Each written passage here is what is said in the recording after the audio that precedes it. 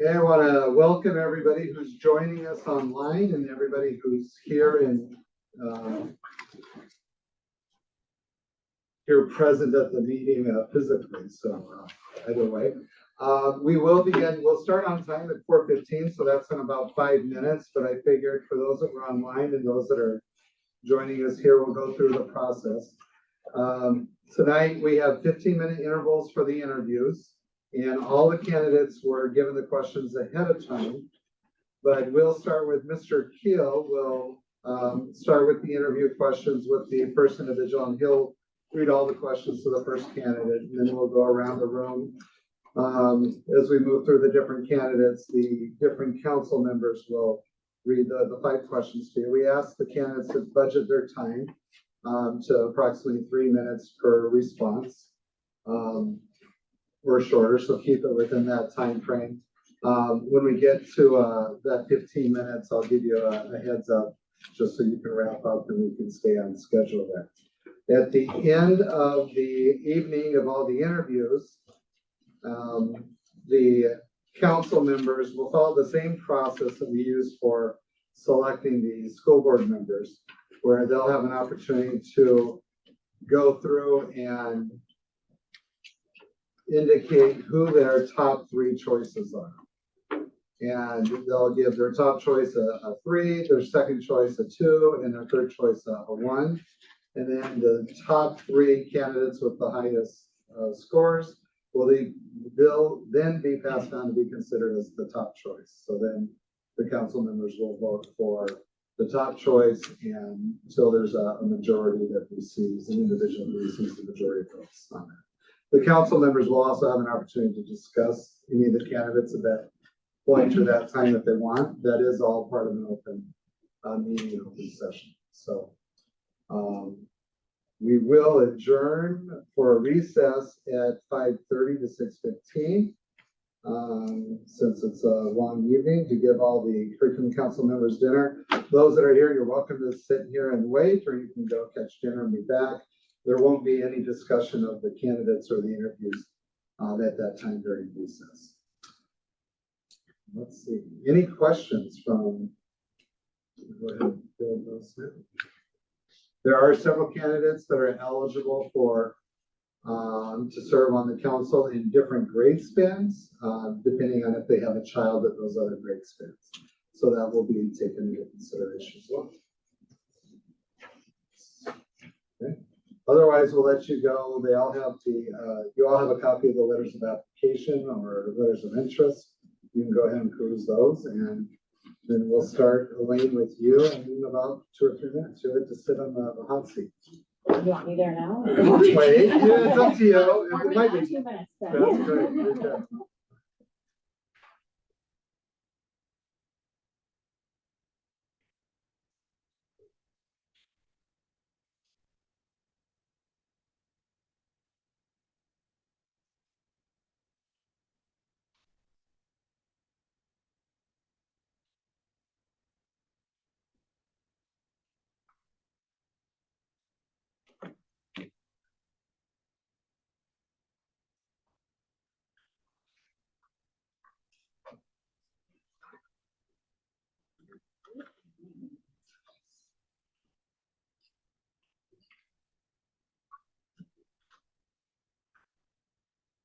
Okay.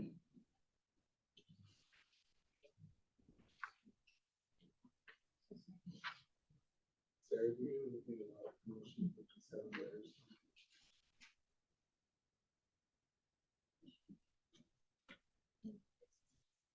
Do you know anything about letters funding? LETRS? Did we use that or accept that? We did. We haven't all of it yet. Okay.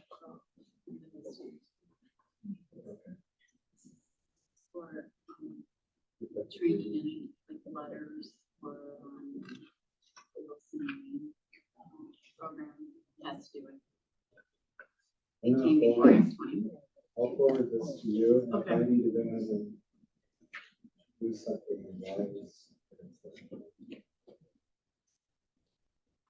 Unfortunately, that funding kind of run out, so we have to comply with that.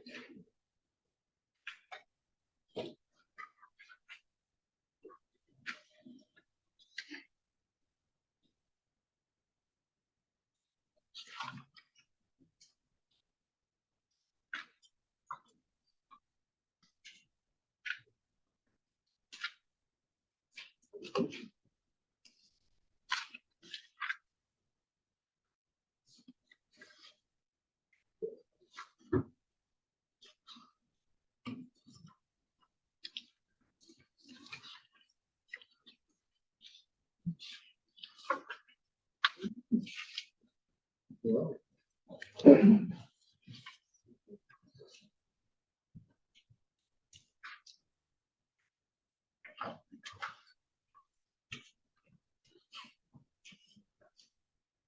all right, Elaine, I think we're ready.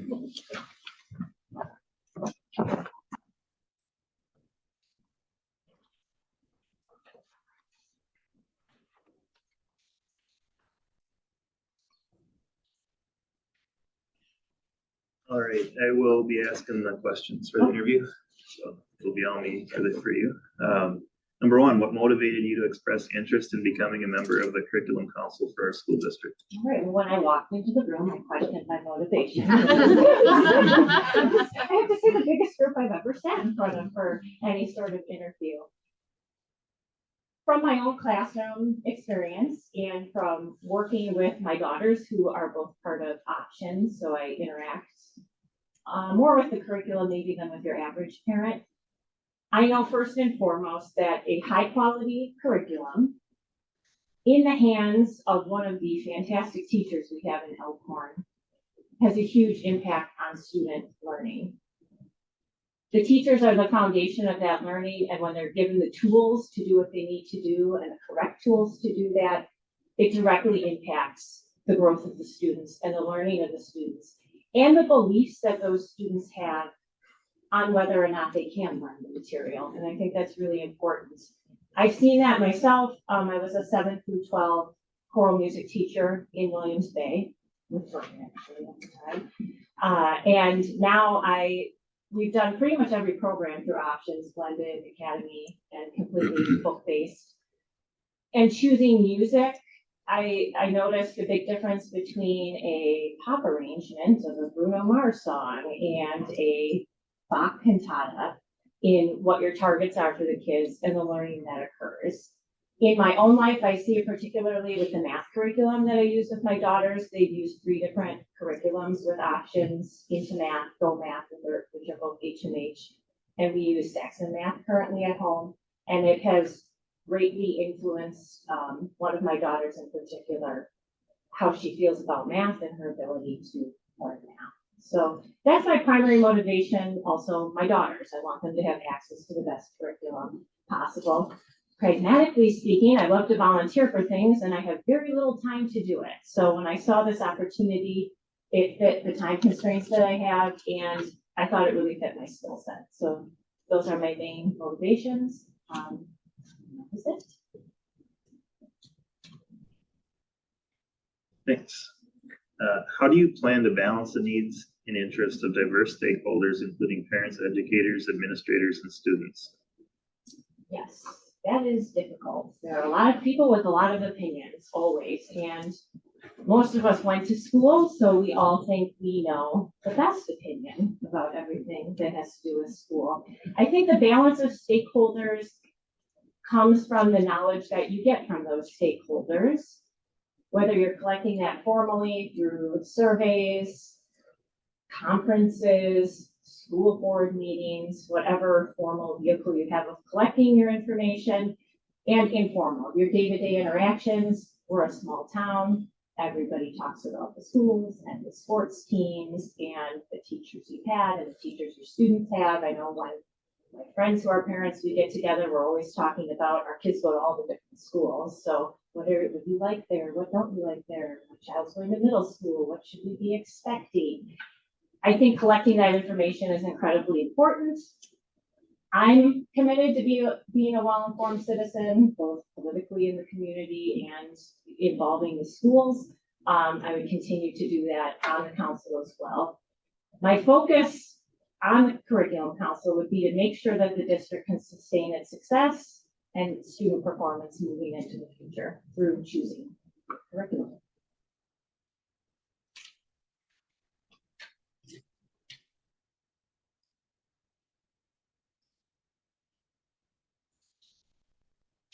Thank you. How do you believe we can best support teachers in implementing and adapting curriculum materials to meet the needs of diverse learners? As a former teacher, I really liked this question. Everyone loves to be supported in what they do. Teachers are on the ground floor in a classroom. They know the students. They know the classroom. They know how their particular students learn. It's important to listen to the teachers. It's important to trust what the teachers are telling you about what's happening with the curriculum and what's happening in the classroom. And I think that's number one, is feedback from the teachers, the people who are implementing the curriculum in the classroom. We need to listen to them and take what they're getting from it and use that to inform decision-making processes. I think removing barriers for teachers, making their life easier so that they can do their jobs and they can focus on student achievement and learner needs. Anything that will help with that. Offering good curriculum to the teachers is probably the best way to do that. Another way I think that's important to support teachers is through professional development. Not professional development that focuses on constantly implementing new systems or unpacking standards is maybe the fancy word for it. Focusing more on professional development that incorporates learning strategies that will directly impact learning in the classroom, and providing time, curriculum that will help teachers to do that. I think that's the most important, and to let teachers do what they do best, which is teach. What do you see as the most significant external threats to the success of our schools and students? I love this question. I could talk for 2 hours about this to you, about what I think the biggest threat is to schools. Outside of physical safety, which is not the focus of this curriculum, but I think it's worth mentioning. I think that is something always on the forefront of our minds in our schools. And I'm going to read it verbatim because it's important to me. The most significant external threat that I believe to a school is an individual or group who either doesn't understand the collective values of the district and our community, or has too much unchecked influence on the teaching and learning practices in the classrooms in this district. The focus of our district is to improve student achievement to ensure that all students are college and career ready, which I think is great. I always add to that, as well as to be kind and contributing members of a community. I think that is also very important. Students need experiences that prepare them to compete, for lack of a better word, with all the other students in America coming out of Madison, Chicago, Milwaukee, just in our area, to name a few. Students cannot afford to lose out on opportunities to engage with content that doesn't align with someone's specific agenda or belief system, because if you pick a perspective, there's probably 4 other perspectives on any one issue. We have to make sure that students are engaging with curriculum and engaging with viewpoints that are different from their own. I think in a broader way, if we look at social media, if we look at the news, if we look at who people spend time with, we are constantly pushed into this funnel of more of seeing what I think is right over and over and over.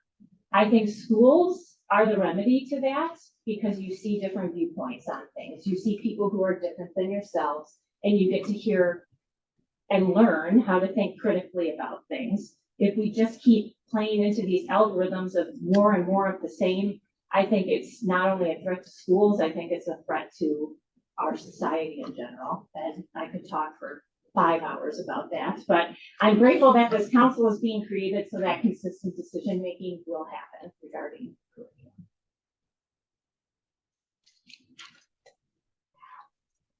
What do you see as the current strengths of the school district that the curriculum council should work to maintain going forward?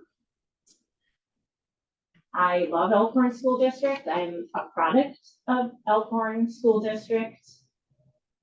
I think the teachers, the administrators, volunteers, the families, the people are number one. I think that is the greatest strength of this school district.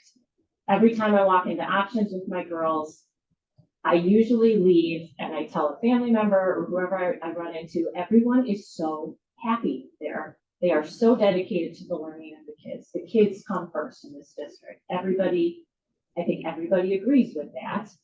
And I think that's number one, the biggest strength. So anything that the council can do to support kids first and just the wonderful attitude of everybody in this district is paramount. I looked at the 3 words that drive the district's vision, which tradition, innovation, and distinction, which I think Elkhorn does fantastically. Those are also strengths that we should continue to maintain. The council should continue to look at the values that this community supports, the traditions that we have, and continue to push those forward. Innovation, I already look at the curriculum that exists here and the different programming, and it's unmatched in the area. I mostly interact with options, and options alone. I mean, we've gone through 3 completely different curriculum and programming tracks at options in a matter of like 4 years. It's fantastic. Project Lead the Way wins awards and recognition. We're involved in the Maker Fair. Innovation is not a problem at Elkhorn. It's a huge strength. It's a huge strength. And distinction. Elkhorn stands out among the districts around here, and I think the alumni stand out as well. Every time I get the community connection, my mom and I are like, did you see so-and-so was in the community connection? We knew them, and look at what they're doing now.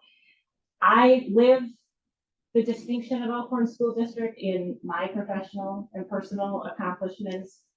And I think this council will continue to maintain that and probably exceed all of that, the tradition, innovation, and distinction. So, is there anything else you'd like to ask me? No, very good job, Elaine. Okay, thank you. I would never guess that this is the first time you're from the group this time. And I got to go first, so. In there. Thank you. All right, thank you so much. Did a great job. Yeah. Oh, and just so that we make sure that we have our records correct, Elaine, both your students are at options in what grade level? At the elementary level. It's correct? complicated at options, but yes, 2nd and 4th. Second, okay. Thank you. Thank you. All right, Megan. I think was there somebody else in between? No. There may have been. Okay, we had according two to that that withdrew. schedule, it said I thought there was somebody else in between.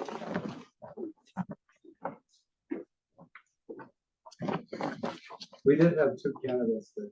Okay, that might. Dropped. Are you good to go? Oh. Good, okay. And then Megan, just so that we make sure, you have students at all 3 grades, or was it middle school? Just middle school and high school. I had 1 graduate and then high school, 2 at the high school and 1 at middle school.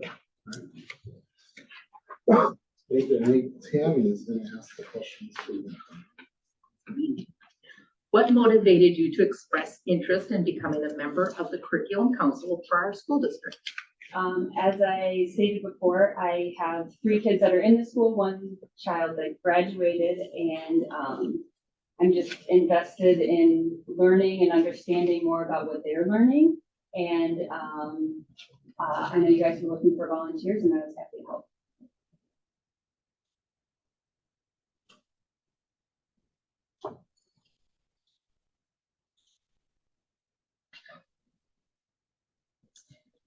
How do you plan to balance the needs and interests of diverse stakeholders, including parents, educators, administrators, and students?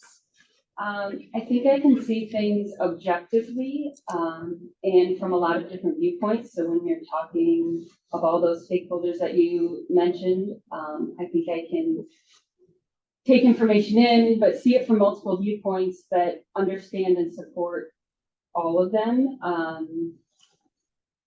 I personally would love to see my own kids succeed, but I love to see everybody succeed. I believe as a person, as a family, as a community member, that I care about the success of others and celebrating their success. I've been going to school board meetings on and off for the last several years. in the process of doing that, I've talked to a lot of other community members, teachers, parents, just even understanding kids, what's working or not working for them. And so I feel like I've brought in a lot of information that has, I don't know, just helped me understand maybe a little bit about the state of where a lot of those stakeholders are.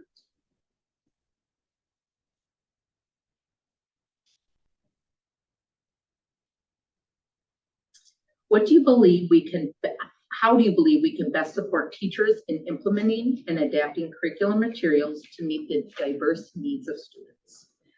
In my own house, we are pretty diverse learners. I have kids that have qualified for the gifted and talented, and I also have a child that has an IEP. So I understand that not everybody learns the same way. What works for some doesn't work for all.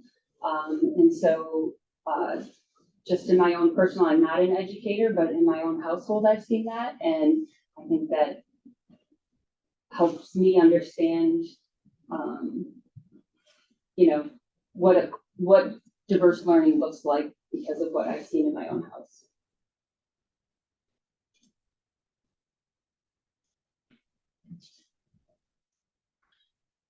What do you see as the most significant external threats to the success of our schools and students? I think correlating that question back to curriculum. Oh, sorry. That's my timer to be here. Correlating back to curriculum, I think that the biggest external threats are any distractions that take away from instructional minutes and core academics.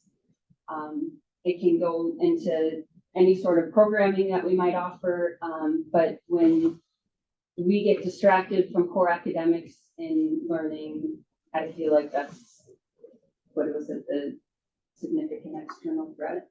You know, just because we can doesn't mean we should. And then being humble to see what's working and revisit what isn't is probably a remedy to that.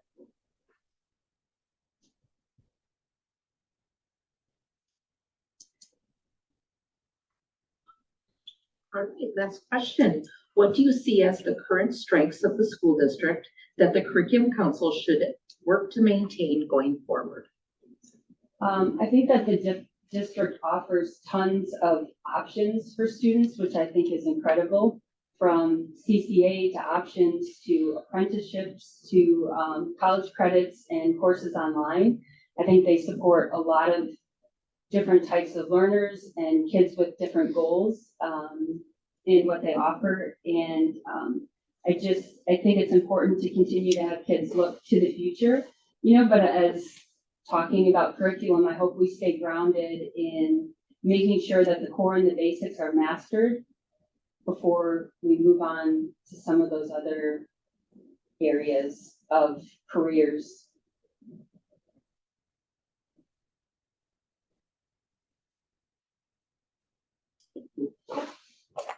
Right, that's the luck. Thank you for your time. Thank you.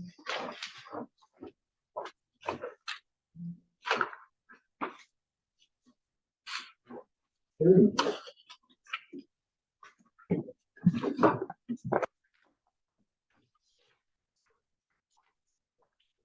give everybody a second to please turn this one through. Sure.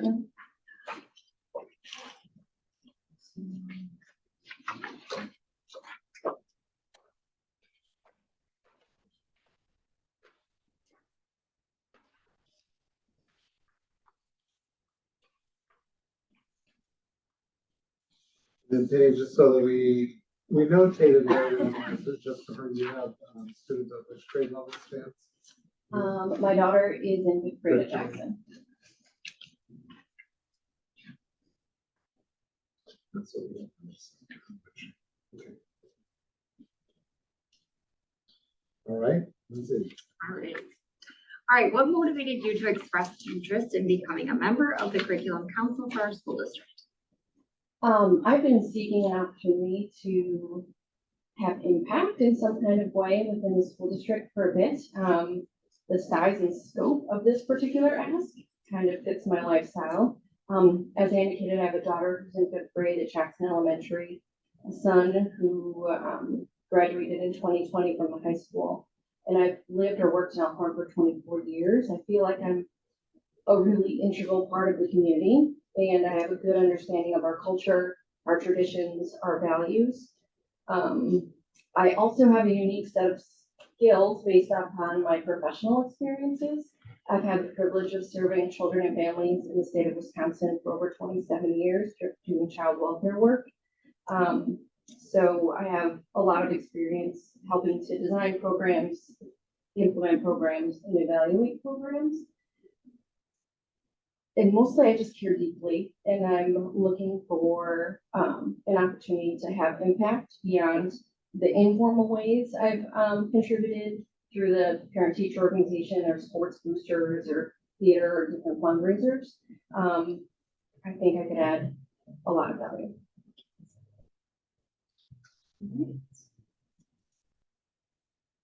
How do you plan to balance the needs and interests of diverse stakeholders, including parents, educators, administrators, and students? I'm a social worker by training, so active listening is my jam. That's what we do. Social workers, we listen. And I'm also an administrator. I oversee child protective services, birth to 3, and children long-term support programs in another county. So I'm often called to the table with diverse stakeholders, whether it is school districts, law enforcement, court systems, medical systems, or nonprofit agencies, as well as those individuals with lived experiences to kind of synthesize all of that and arrive at conclusions. I'm a big believer in relationships. I think those are the foundation by which you get business done. So I lean into things like being respectful, having providing others the space where they can have a role and voice. I'm currently serving on in Waukesha County, their truancy committee and compiling their plan for the next several years. I have really good communication skills, and I think that I can share information, whether it's written or verbally, in a way that others find it accessible and where they think I'm approachable. So I think I would be a good representative in that way. How do you believe we can best support teachers in implementing and adapting curriculum materials to meet the needs of diverse learners? This is a complex question. Break that apart, right? Yeah, my mind goes to inclusivity. There are so many needs in the classroom that teachers are called upon to adapt curriculum for neuroatypical kids, for individuals where English is not their first language, for kids with different abilities. And the challenges related to that are pretty extraordinary. What I do know and what I have seen and experienced is curriculums where there's like multimodal delivery tend to land a little bit better. And really being able to be part of a process where you can look at research, where you can look at the data, and make selections around evidence-based curriculum that is proven to get good results, and make sure that it matches our local landscape here. Make sure that it's sustainable over time so that we're not constantly changing it. Well, I shouldn't say constantly because change is good, but where you're getting a good return on your investment, where it's not changing over too quickly, so that we're not having to retrain staff, or when there's a vacancy created because of workforce issues, that we're not starting back at drum. I think Elkhorn really is leading the way with implementing and adapting. I can also share that I spent a little time as an adjunct instructor for a local university and had to work within curriculum. And I'm not a fan of doing something the same way because that's the way it's always been done. So I'm open to new ideas, different ideas, best practices.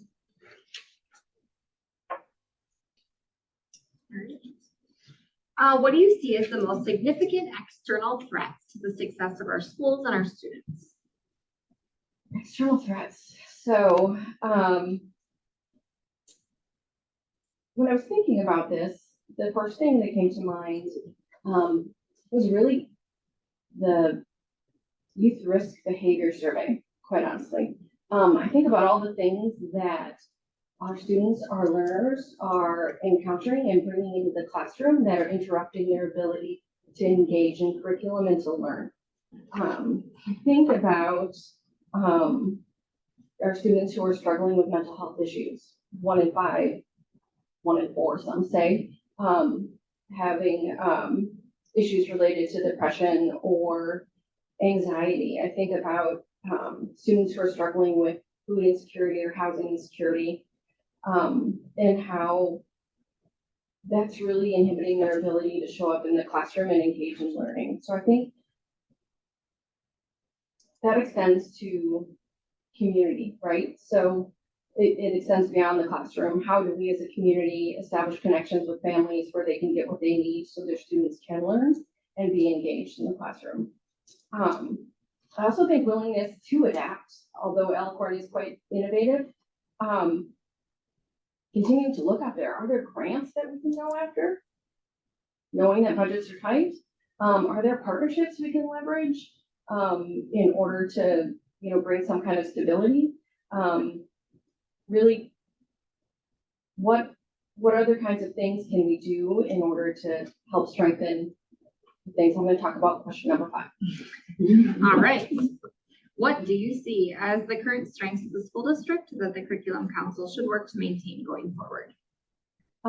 Given my professional position, I've had the opportunity to work in both Rock and Waukesha counties, and in addition to Walworth County, and have intersected with many school districts.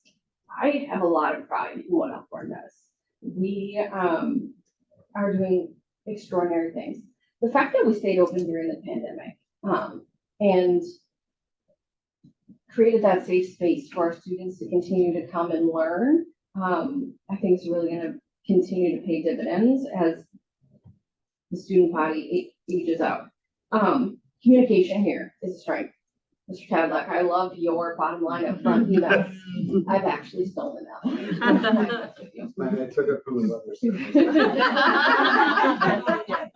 Bottom line, our efforts regarding community engagement, which are linked to the previous question, we have podcasts, we have, a fitness center that's open to the public. We have social media channels where we're trying to get information out to different stakeholders in the community. And we have created all of these different pathways for students to learn in their own individual ways, whether it is Project Lead the Way or our career, college, and life readiness pathways. We have navigators for mental health stuff. We mindfulness integrated into our elementary school rooms, so students can work on emotional regulation. I think we have a solid foundation to work from, and I would love to be able to contribute with other members of the curriculum council on continuing to move Elkhorn forward in our educational journey.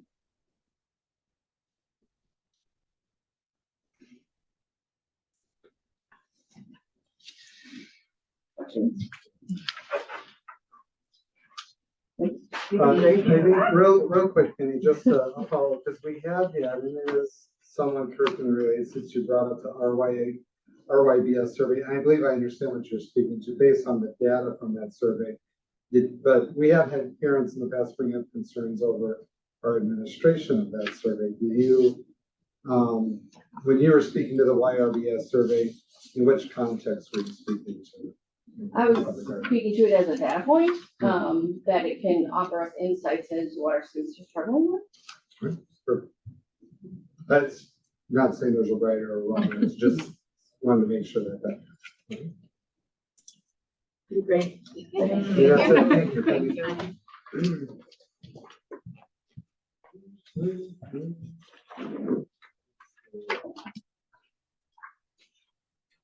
I think we're running so far, well, we're about 15 minutes ahead. I see Dave here or online. Let's see.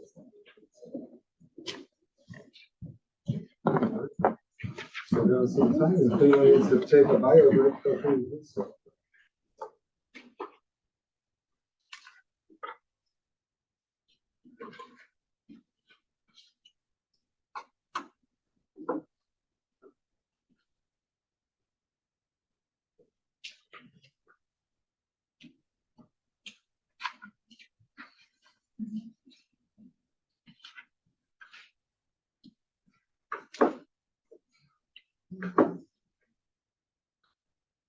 You know, I haven't really interacted much with Penny before, but I have to give her husband a lot of credit. If not for Carlos and their leadership there at the county, we wouldn't have been able to remain open as much as we were, and how flexible they were with us, schools, and working to keep kids engaged.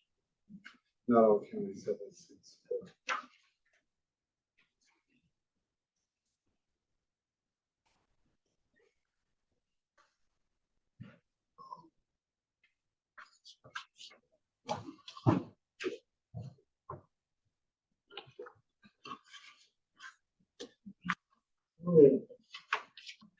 Brooke and Ab, when do the playoffs start for the girls? Is it next week or? I don't know. You know? Call Joe. He knows all that You stuff. don't know? No, Oh, 2 weeks. we have this week and next week of games and then seeding will happen. Looks like we'll probably get a bye the first round. Well, if they Season win will that. happen before the last game. If we play Walmart on Thursday, it might be this And week. I think the seed. We're still below the Will Division 2 for playoffs. Do they determine that at the beginning of the year or right before the playoffs? Beginning of the year, they look at all the counts. After the third Friday? At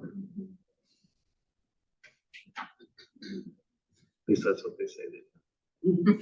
They're adding a division for volleyball, I see. Division at 5 divisions. That's good. Yeah. Some of those. Everybody's got volleyball. Yeah, that's good. Yeah.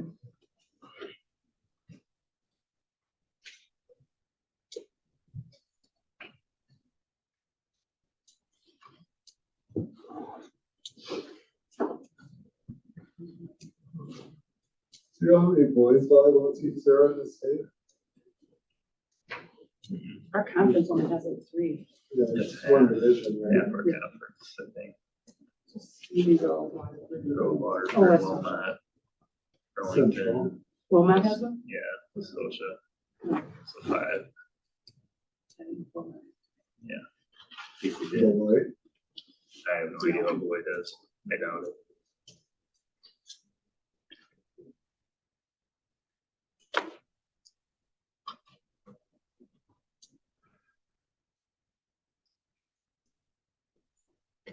And K, so. Maybe we have to add volleyball, boys volleyball over there, so.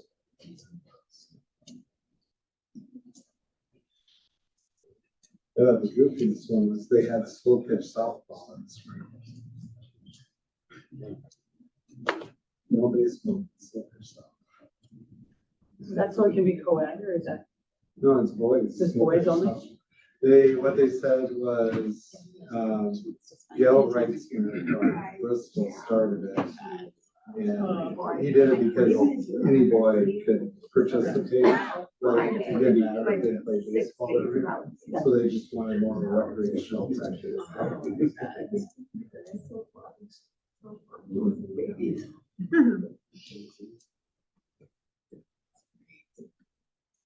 That's a sport that's kind of died too for like adults. It used to be like, the thing you do is like slow pitch softball, like, you, not really around anymore. Now they go into my- I go to Chicago where we play 3 kids now. Yeah. And I'm like going through stuff. I'm like, So with that, how are your fingers?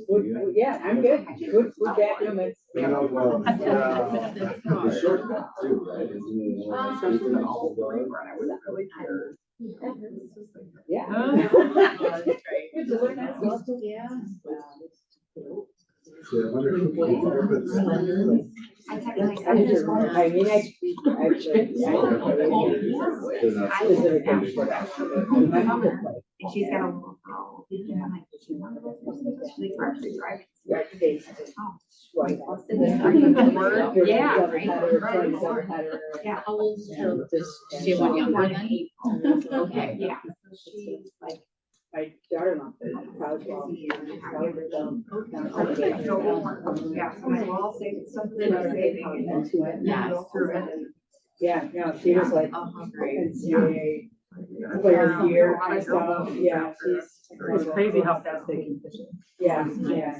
Took her GTS here for a while. Yeah. Yeah.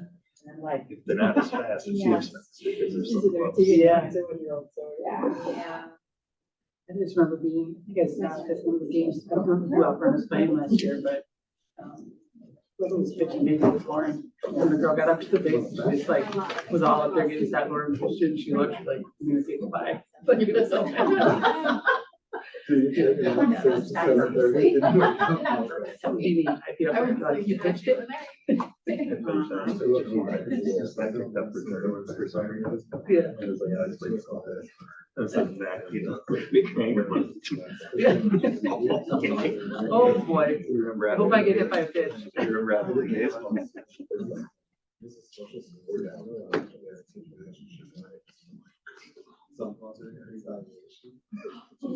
Yep.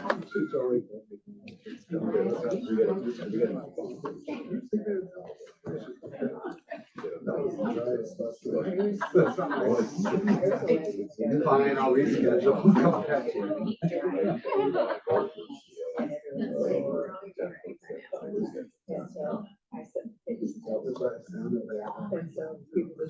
Ready? Sure. Ready?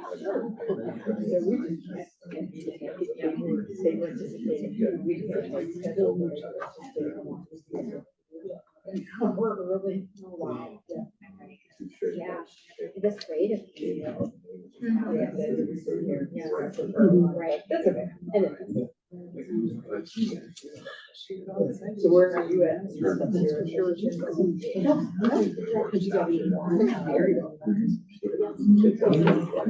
Oh, okay.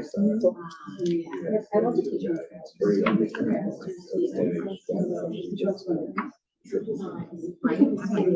Yeah.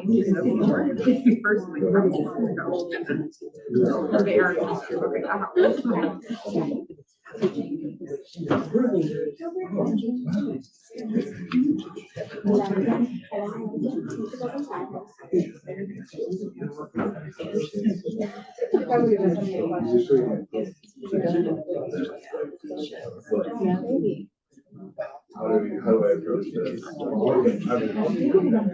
So you're gonna Oh, so I win. Yeah. revenge is how it is.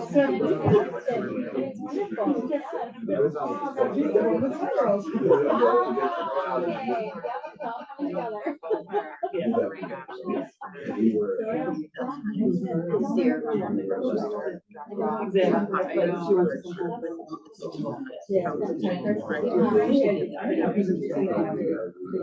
I remember taking of course, had to take it. Yeah. And then, right.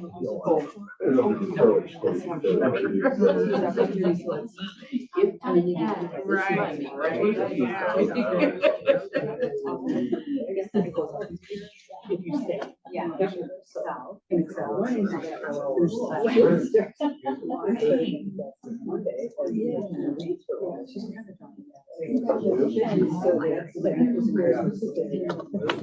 Sure. What do you for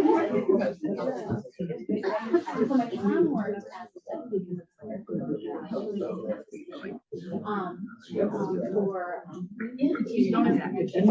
You don't?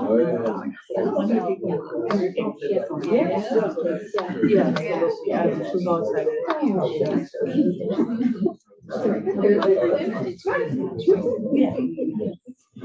So there was 3 world. I started looking, so I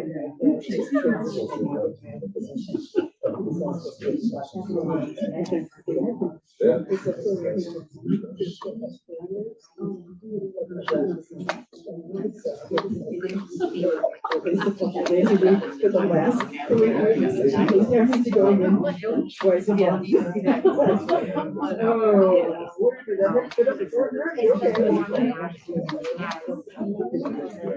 I will be certain things.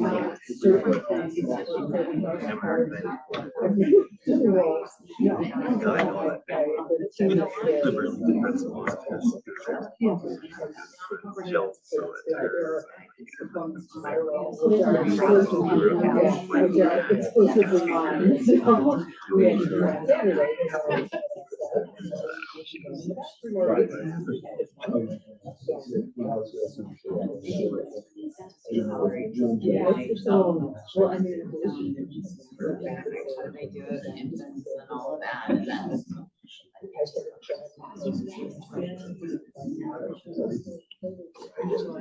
No, Talk about it and everything. Yes.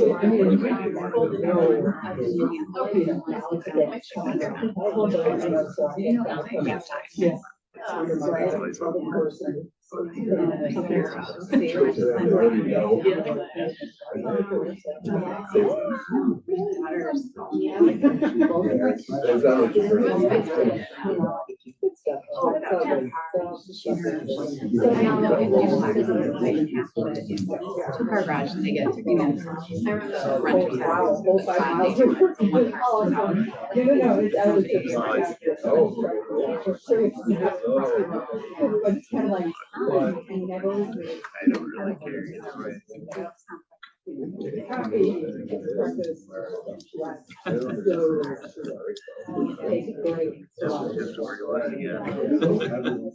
Oh, wonderful. Good.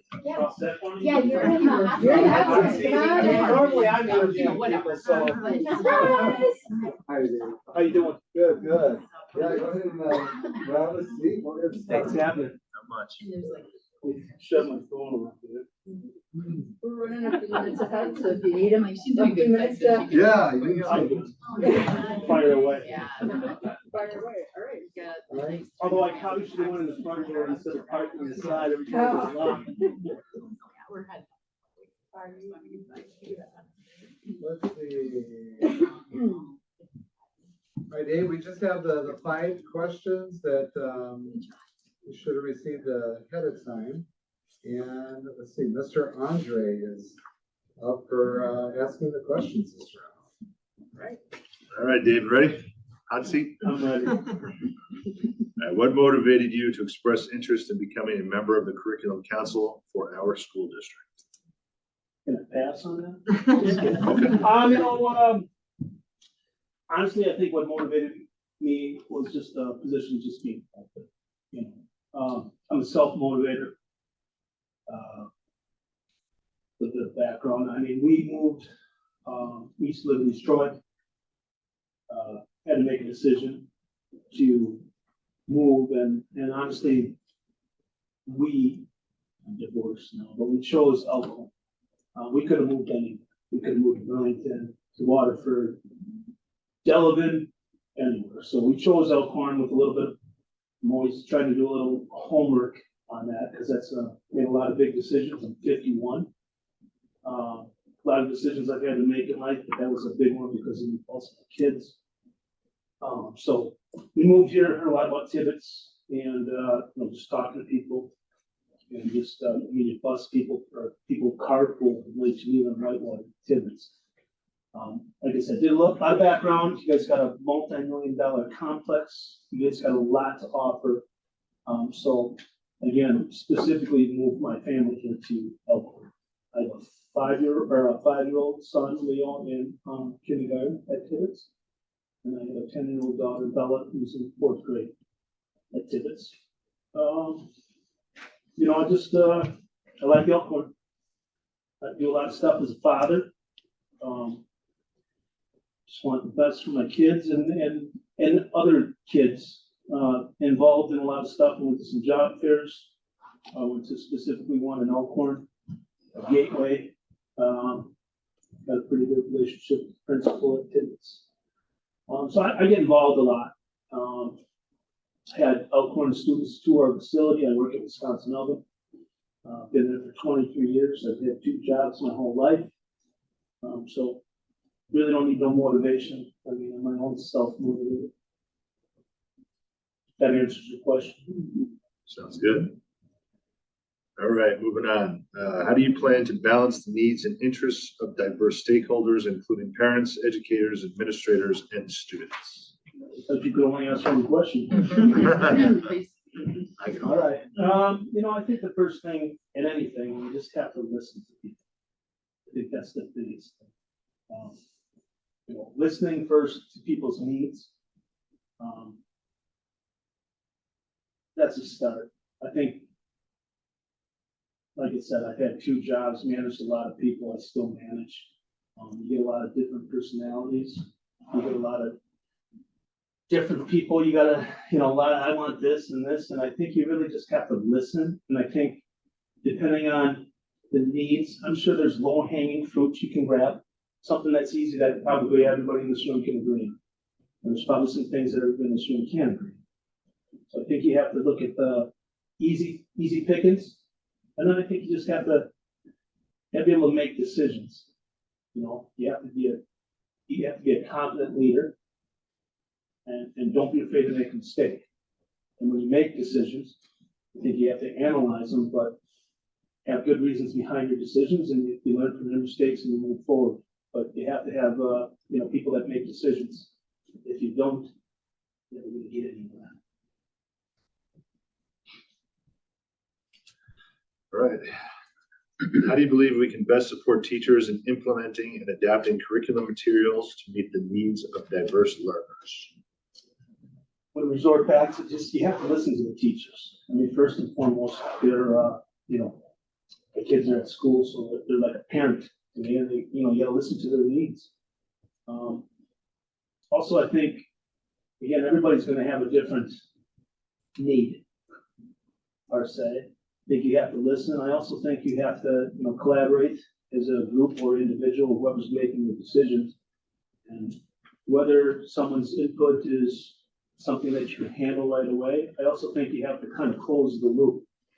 For instance, if Brooke says, hey, I think we need this as a teacher, I need this for my students, whatever, you talk, you collaborate, you figure it out. Maybe we go back to Brooke and say, hey, we're going to table this for later.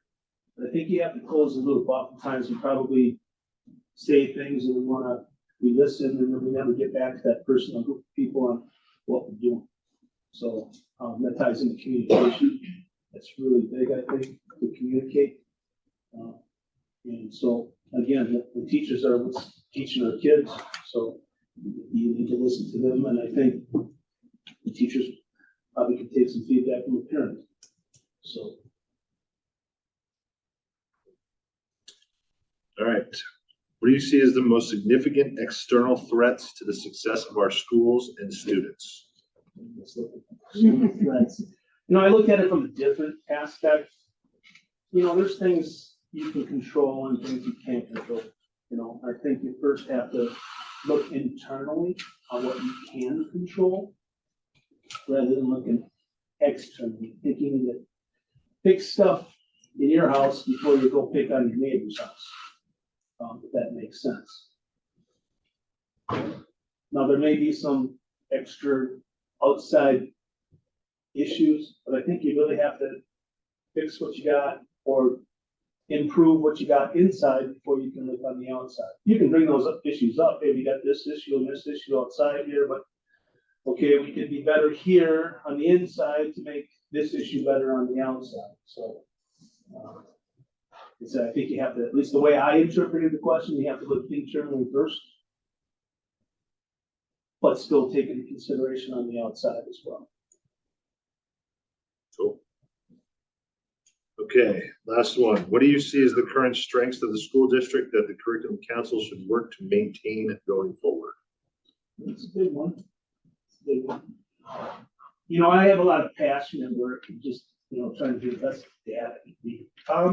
I see, there's a lot of stuff Elkhorn brings, I can only use Tibbetts because it was kids go to school, but there's all these events, the kids challenge and the music thing that they put on at Tibbetts, and I go there and I see the teachers and the passion that they bring and what they bring to the table. So, current strengths, I think it's a passionate group of individuals here in Elkhorn, all the way down. I mean, I went to the high school thing and a lot of, just listening and watching and what you guys are doing in the surrounding area here is just, I mean, you bring it, and I'm not saying that, you do. I mean, when I went to school, 90% of the stuff what you're doing with my kids or other kids, we didn't have that in our school.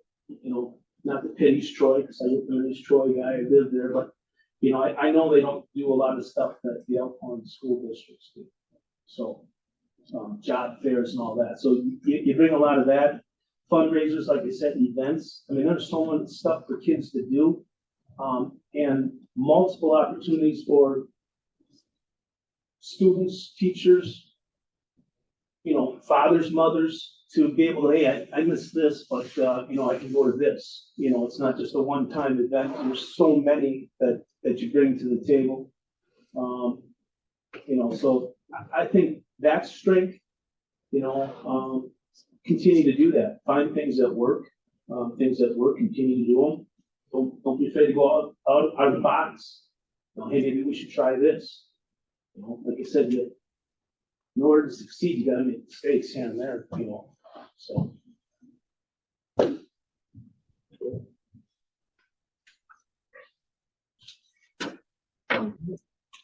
So all we have, Dave, thank you very much.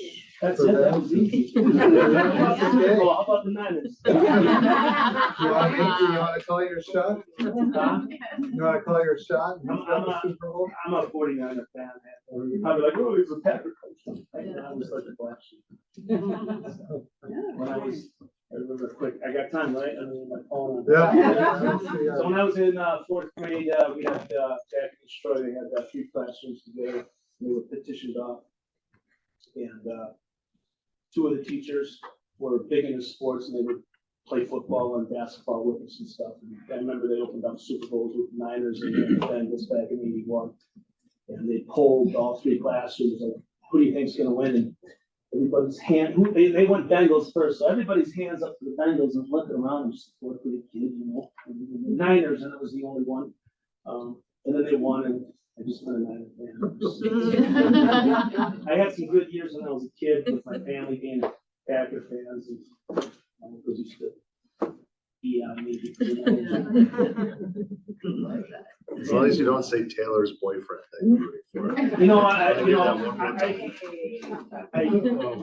If the Chiefs win, she might hold the Super Bowl and give the acceptance speech.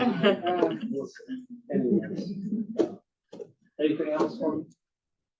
Appreciate the time. Thank you. I'll keep it warm for that. Have a good night. Thank you. Right. I don't see Jennifer Anderson on yet. I know we're running ahead, so. All right.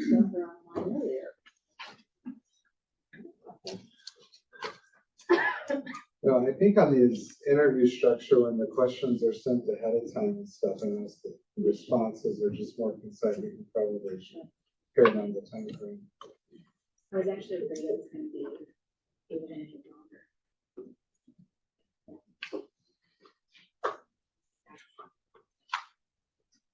No, Adam, didn't we on the first board appointment, we were running late on those, right? Yeah, the first one was really long. Kathy's was. And Kathy's like. You were the first one to go too. I was the first one to go, and I was just saying, everybody was there. Yeah. So I set the pace. Next. Yep, that was great.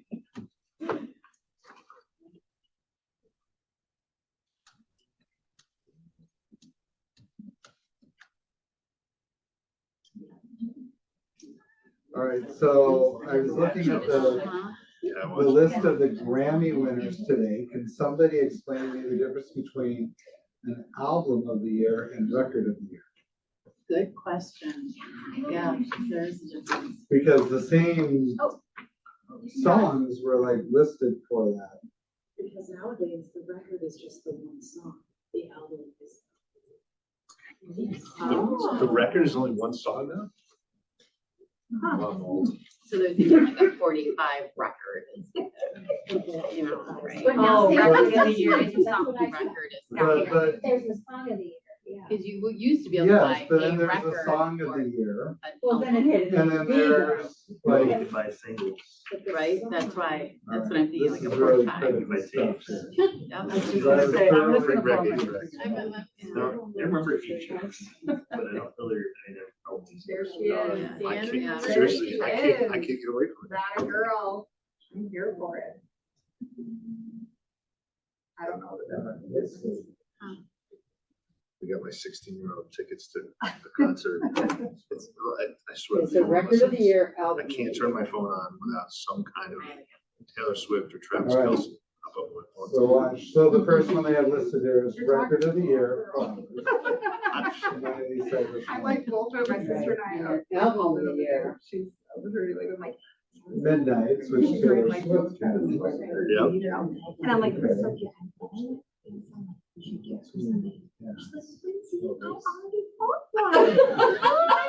why didn't you get two? My wife, But then she's got a song- Taylor's boyfriend jersey for Sunday. I Like, like who wrote it?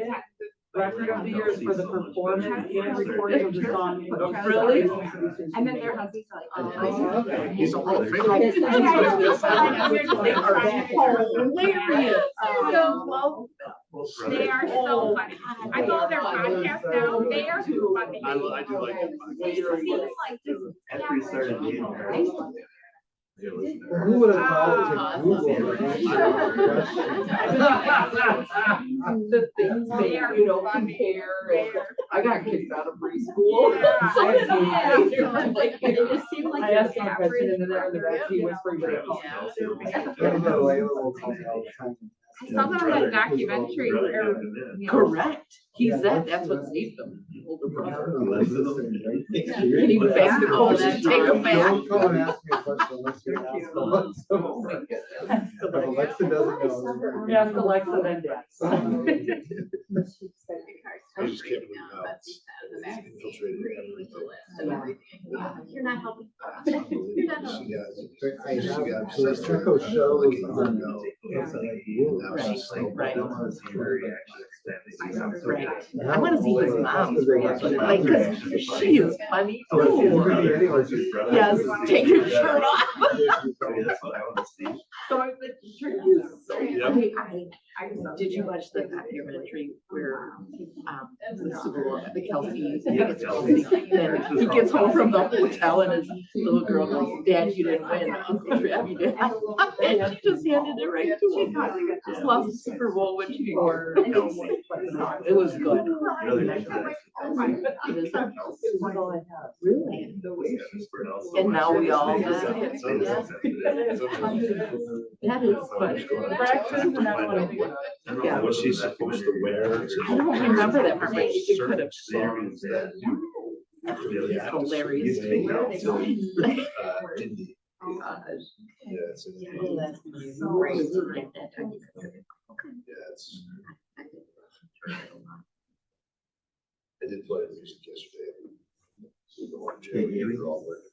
All right. Fifth graders? Yeah. I talked to the leadership team tonight and they're all for it, just, not in the same week. Yeah, I would definitely, we can spread that out. I agree. Quick as we can get the dates, they like as soon as possible, so. That would be great, because then we can run that schedule 3 times without, Yeah, I showed them all the schedule and everything. we just need like the 4 host teachers to just write a short Yeah. paragraph. We talked about it, they were all in there with the department. It doesn't seem like a big ask. Are you gonna send something out about that? Because that's what they were asking, if it's Yeah, either just send surveys out to what the you want. teachers or something that'll collect the paragraph.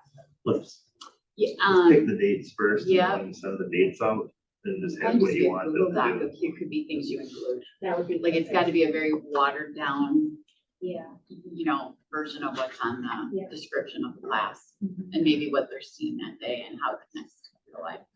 So if you shoot me some dates, you can just look at the calendar, Okay. pick dates, and then just. Oh, that's awesome.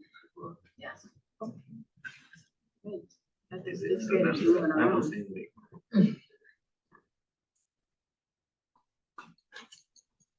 Thank you. That'll be awesome.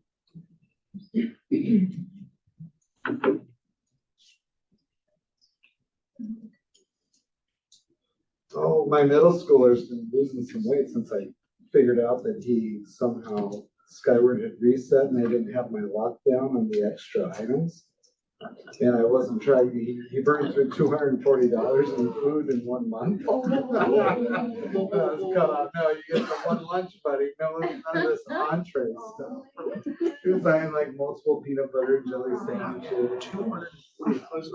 One lunch, yeah, for school lunch, and school lunch prices are good. I thought you were gonna say, isn't he a wrestler? Is that what he was? 20 days. Yeah, no way. He just doesn't have like. He just doesn't have money in his electric account. And a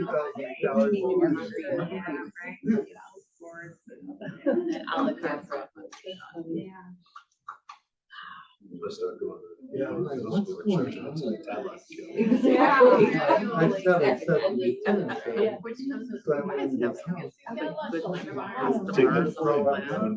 I wish. I have seniors that have never taken schoolhouse lunch ever. Yeah, Really? My senior has never taken the schoolhouse. And then my Kyron would take it in elementary school, but she hasn't taken it in middle school, high school. And then they make sure less of it. And Nick Leonard took a little bit here and there, but she's like, oh, I just like what I like. So they don't even take school. So I have like $60 in the account, because I was like, I'll just put it in at the beginning of the year, and it's $60 has been in It'll it last for till like 8 they years. call. Yeah. I'm like, it might be encouraging, maybe I can transfer to the Cadillac. I'm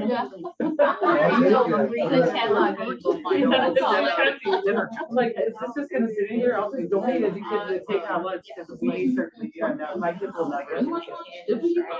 Place is weird, because they get all this majority of the numbers, then I get I should look into Yeah. that. It's gonna sit in there. I'm not- Let's see, Jennifer Anderson, I don't see you online, but are you online? Get yourself.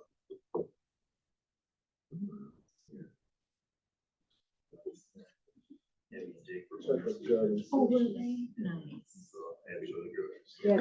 Isn't that when they're all? Yeah. Like, they go. Who, Joe? The good stuff, right? Especially Pepper's always the cheap stuff, butter, salt.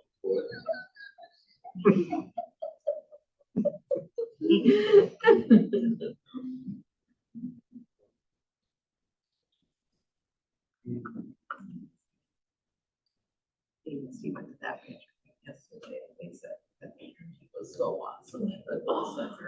Yeah. Have you sold her? You heard from Oh, I believe this. She's, oh, yeah, Brownie sells those tickets, so I didn't know if it was that good, and he was like, I gave them to her for Christmas. She goes, Mom, you know, they're right teeth. I was like, nope, I just went off, and those were available. Merry Christmas. That's awesome that they got to go. Yeah. He said it was very, it was great. They hung with them. They They too many offenses. And I think they were going for 17 and 3. She almost recovered. I believe that. Totally. I would sell it too. Yeah, she just sold it earlier. She got more. Oh. They were Okay.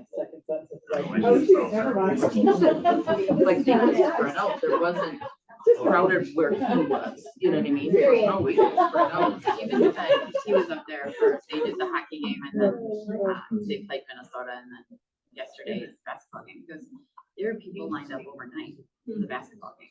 Yeah, they showed it at He like said there 8 was, o'clock in the morning. it was nuts. He said there were, he thought he was number 500 that he got in. You guys said there like, both were good games. Yes, the hockey was like a shootout. Yeah, and Wisconsin won. So it was good. Yeah. It's amazing to watch. Like, it is right next to the whole center of that. It's fabulous, and you all have good seats because it's not a big place. Oh, it's so much.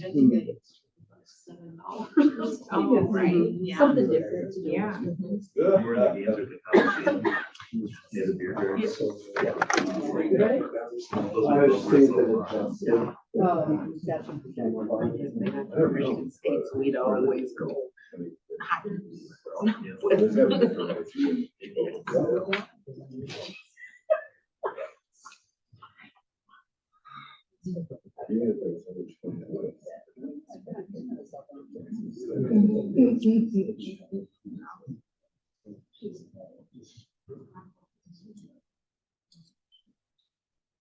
You just Yeah. call, we could always adjourn to dinner and Oh, reconvene at 6 o'clock. yeah.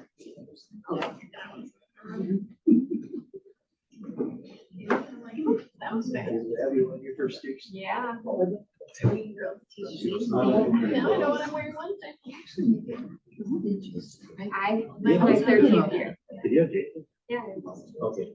It's Jake's older though. Okay, for those who are online and those who are present, I'm gonna go ahead and adjourn us for dinner early. I'll have Jody reach out to Jennifer and let her know that if she'd like, we could have her interview at 6 o'clock if she's able to figure out whatever came up that prevented her from logging on. So we'll just keep that moving on. So those online, we'll see you back at, we'll check in at 6 or 6:15, depending on whether or not we get a hold of Jennifer. Thank you.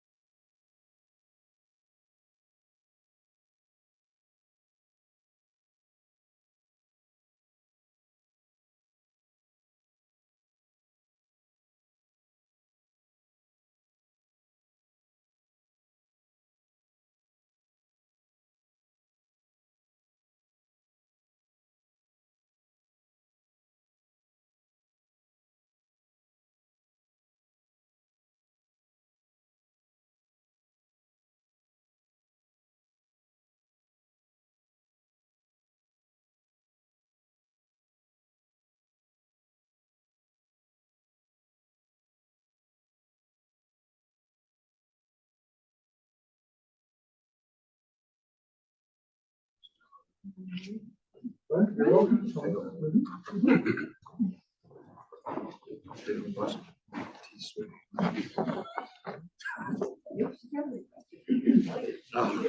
hear about that too. You know, we're gonna keep talking about this. I'm telling you, I guarantee it. And it's on my school board page too. Every time I turn my thing on.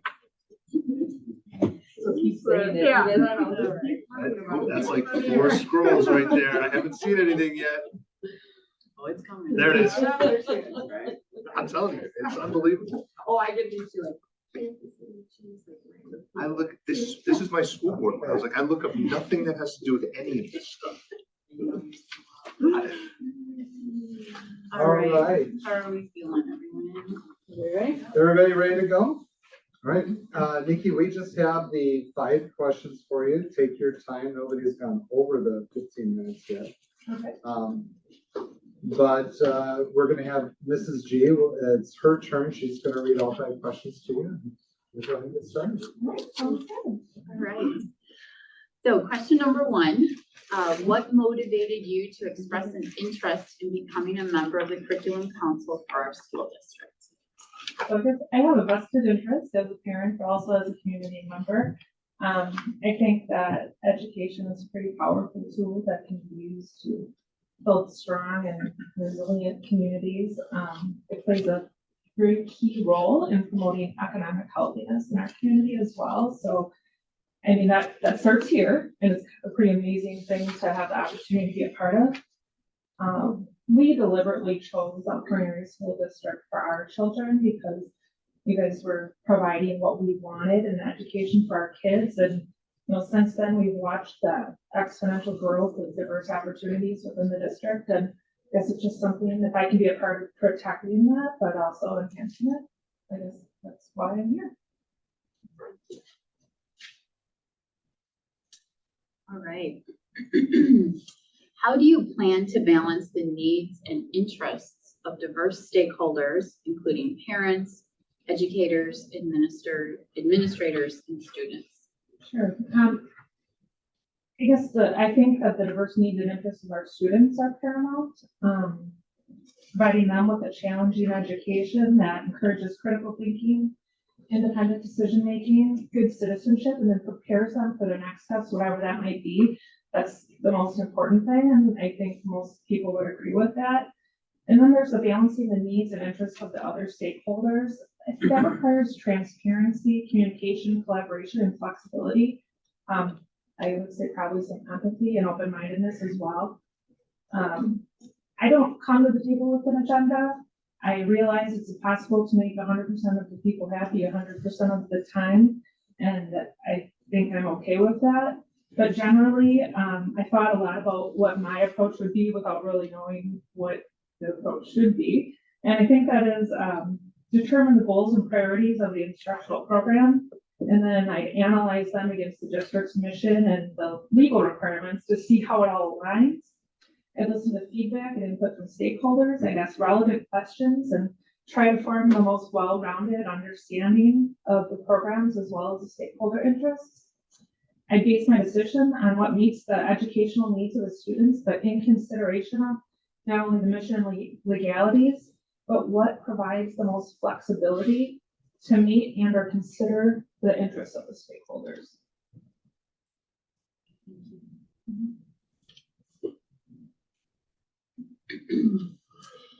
How do you believe we can best support teachers in implementing and adapting curriculum materials to meet the needs of our diverse learners?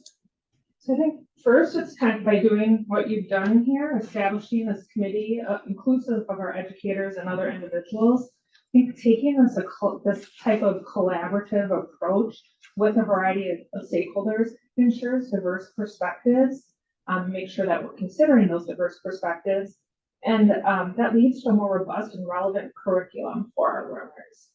Taking it, I guess, a step further, I would say continuous evaluation and regular reviews of existing curriculum that allows educators to assess effectiveness, identify areas for enhancement, and make necessary adjustments to respond to the different educational and needs of our students. So Besides that, I think identifying flexible and scalable curriculum that inherently offers the ability to differentiate along with intervention support in place to help struggling students, but also to expand enrichment opportunities for students that are performing well above level.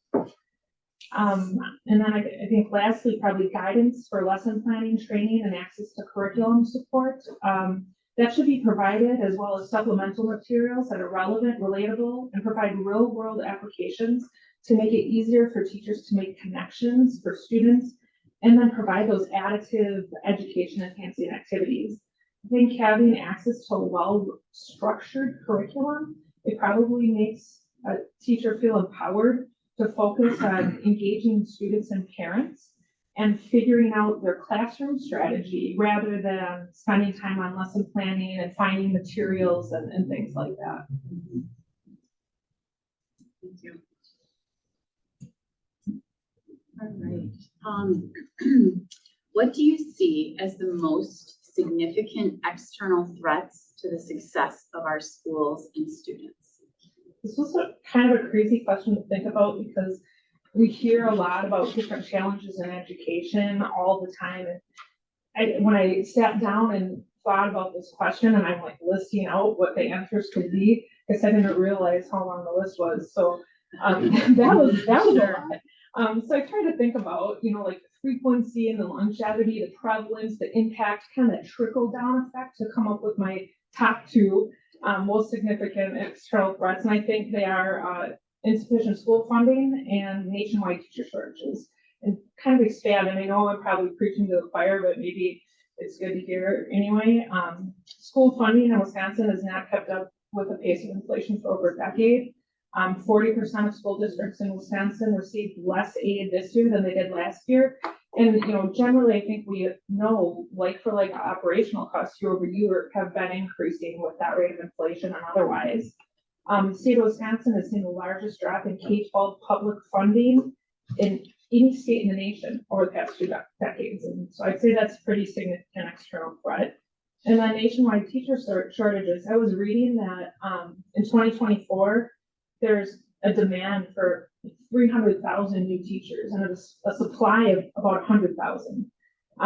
Some states are seeing, bigger impacts than others, of course, but teacher turnover in Wisconsin reached a record level last year. 16% of public school teachers left their classroom last year. That's 1 in 6. That's a lot. I mean, if you really think about it. And on top of that, there's a shrinking pipeline of new teachers coming in. Graduates with educational degrees in the United States dropped 20% between 2000 and 2020. That's actually led some universities to stop funding their education programs, just getting rid of them altogether. That just continues to compound the issue. A lot of states and districts have had to offer extra incentives just to attract teachers, which then takes it back to the number one threat is the insufficient school funding. So I guess that's kind of my thought process why I choose those.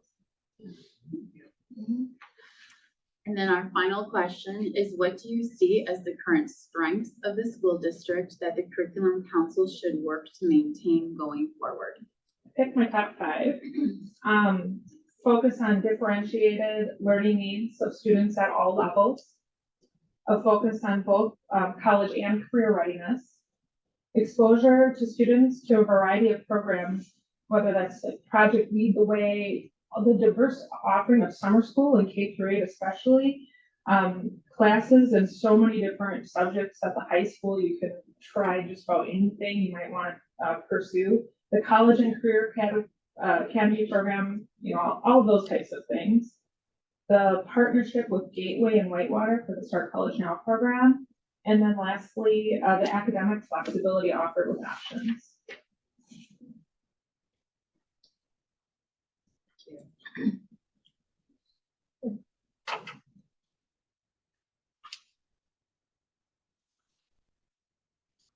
All right. Nicole, thank you very much. That's all we have for you. Just to confirm, I want to make sure you have students in which grade levels? 11. Yeah, my daughter graduated and graduated college in December. Congratulations. All right. You did a great job. Thank you. Thanks, everybody. Have a good night. Good night.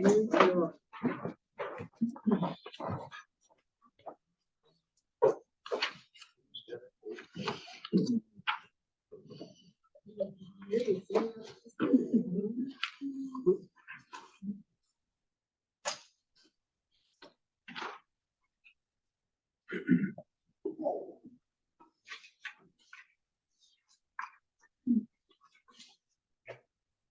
She is impressive. So she's doing statistically, so we'll probably go Michael Jackson. Let's go. Yeah, exactly. Come on, let's take a deep breath on that one. See, Terry, do you happen to be online? That was funny. Yeah, that's why I didn't know I saw Teresa on, is it? Yeah, but I didn't have you down as the Zoom, so. Yeah. Do you mind if we get started a little early since No, you're here? not at all. Wonderful, Do I have yeah. to sit in the hot seat? You do. That's the one. You sit in the hot seat, take your time.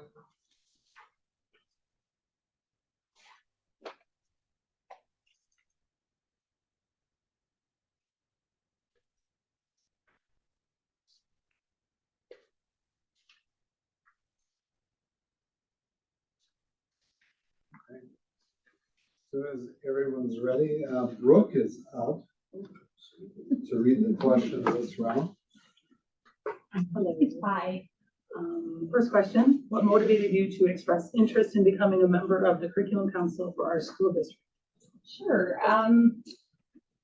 So we specifically chose to stay in Elkhorn because of the quality of education. We have thought about moving closer to our jobs, but then as soon as our kids got in the Elkhorn district, that was pretty apparent that we were not going to leave. So this is a place where we knew we wanted to be, just from all the good reviews and feedback that we had gotten.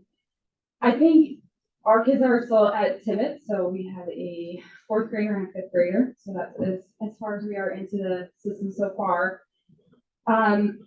It's been an amazing experience. Tibbetts has been fantastic. Teachers have been amazing. Lots of programs that are like very involved. Parents are very involved. I'd say a little bit of a red flag that really kind of prompted me to want to be a little bit more involved. So this past fall, our daughter had brought up a current events tool that was being used in the 5th grade curriculum. And the things that she was telling me just didn't seem to add up. I didn't know that they were using this in the curriculum, so I was a little bit curious as to what was going on. So working with the teacher and with Amy G, I was able to gain access to the program and kind of look back through. I went through an entire year of the program because I didn't just want a little snippet. I kind of wanted to see what the general protocol was. I thought it was really concerning, to be honest. I thought it was politically a little too one-sided, especially for 5th graders. And I think if you watch the videos time after week after week, you should be able to pick up on that pretty easily. And then there were, as part of it, it's current events for kids. So part of it is they highlighted a lot of musicians. And I thought some of them I had heard of a little bit. I work with people that are a little bit younger than me though, so I did ask them for a little bit of help. And looking at the lyrics and stuff, these are just not appropriate at all for 5th graders. So I thought that was concerning that, the teachers, our kids love their teachers at Tibbetts and they trust them. And I thought if they're getting exposed to this kind of repeatedly, I don't want our kids thinking that these types of musicians and lyrics and songs, I don't want them thinking that that's okay. They're pretty vulgar. So, did meet with Amy G, which I really appreciate, and we went over the whole social studies curriculum, which I thought was fantastic. The regular curriculum was great. I did not agree that current events program should be used at Tibbetts, and it has subsequently been taken out of the curriculum. So I do appreciate that, and I appreciate that's kind of the dialogue that, you know, I had a concern and I felt that I was listened to, and it was, we were able to come to a solution that I think is more age appropriate for the kids. How do you plan to balance the needs and interests of diverse stakeholders, including parents, educators, administrators, and students?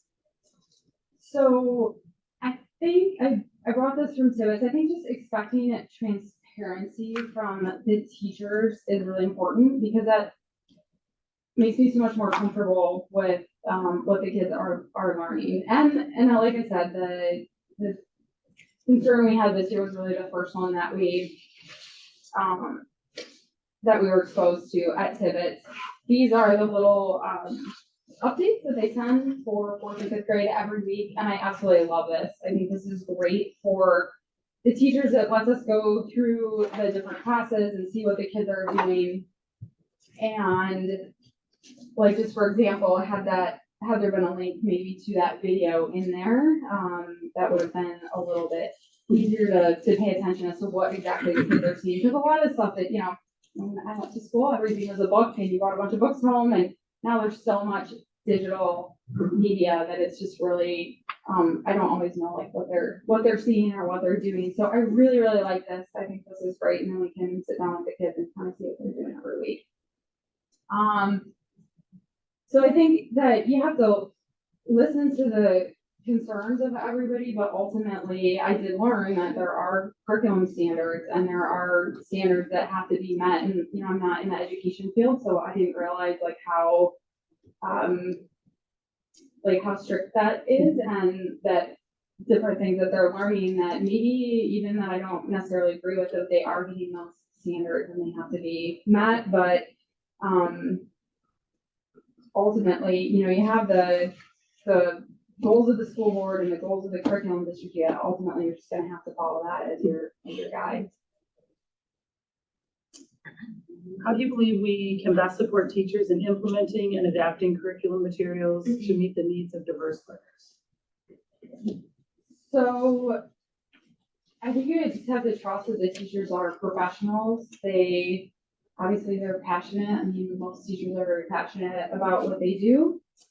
And just really giving them anything that they need to support, like within those boundaries of the curriculum, like whatever is legal and whatever we can do financially, any kind of, you know, technology or support programs, anything that they need, and the teacher should be there should be definitely open communication to provide them with whatever they need.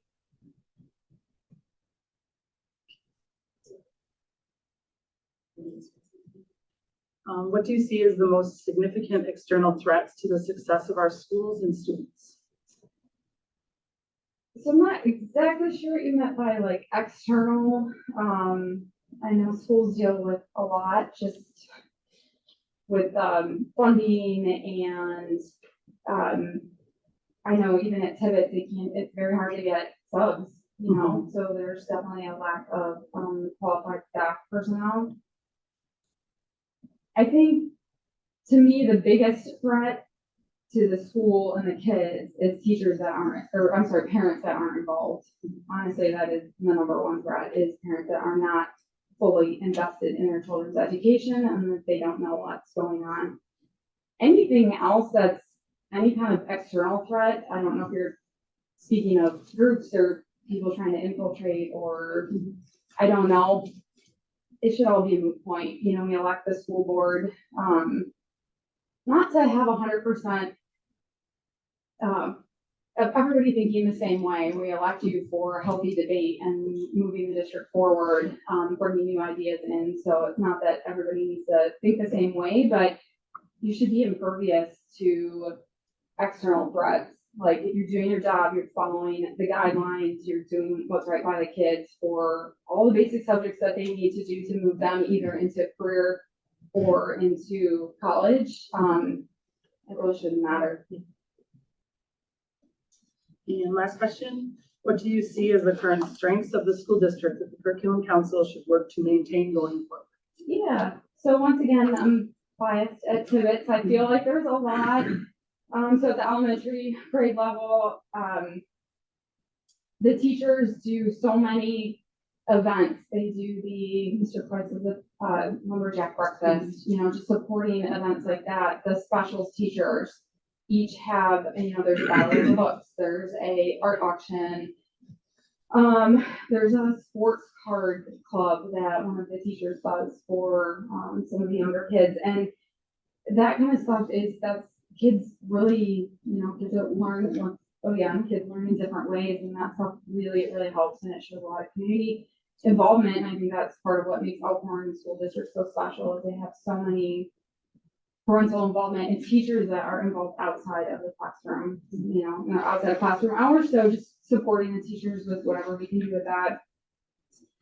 And then I think looking ahead to where our kids are going, I do really think that the balance of the college ready and the career ready skilled trades I'm passionate about skilled trades. I'm not in a skilled trade whatsoever. But I have family members that are and have been in the skilled trades, and that is such a need. Like every electrician's hiring, every plumber's hiring. Mm-hmm. People don't know how to build things anymore. People don't know how to grow things. That has been such a highlight for Elkhorn. Everybody that I talk to, where I work, I talk to a lot of different people. They're, oh, your kids are in Elkhorn. Oh, that's awesome. Like they've heard of it. They've heard of the integrative programs that we do. And I think that's pretty special. And I think that the college model, is not for every kid, and it's for maybe the 4-year program or beyond is for a lot of kids, but it's just not for everybody. And really focusing on skilled trades and other occupations is just as important.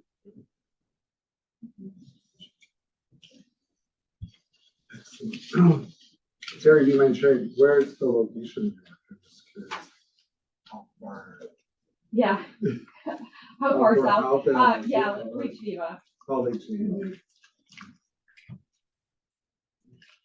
All right, that is all we have for the questions. Thank you very much. Thank you. Thank you.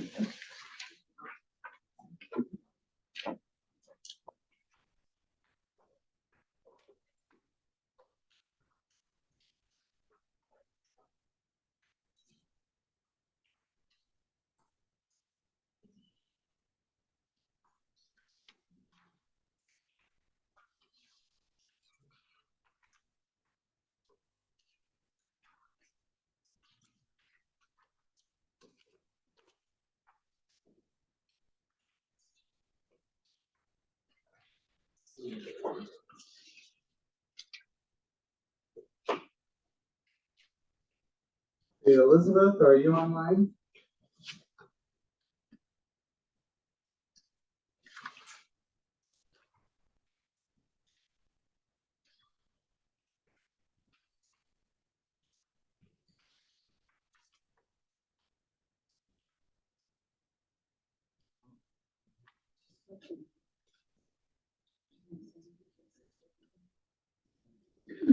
Oh, yeah. She did that one. Yeah. Good luck.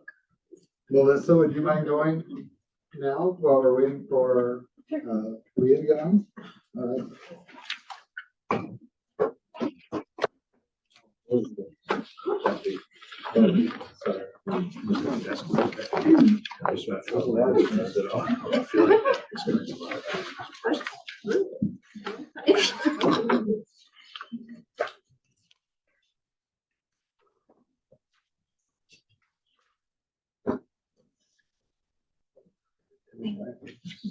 And Sarah will take the questions for this.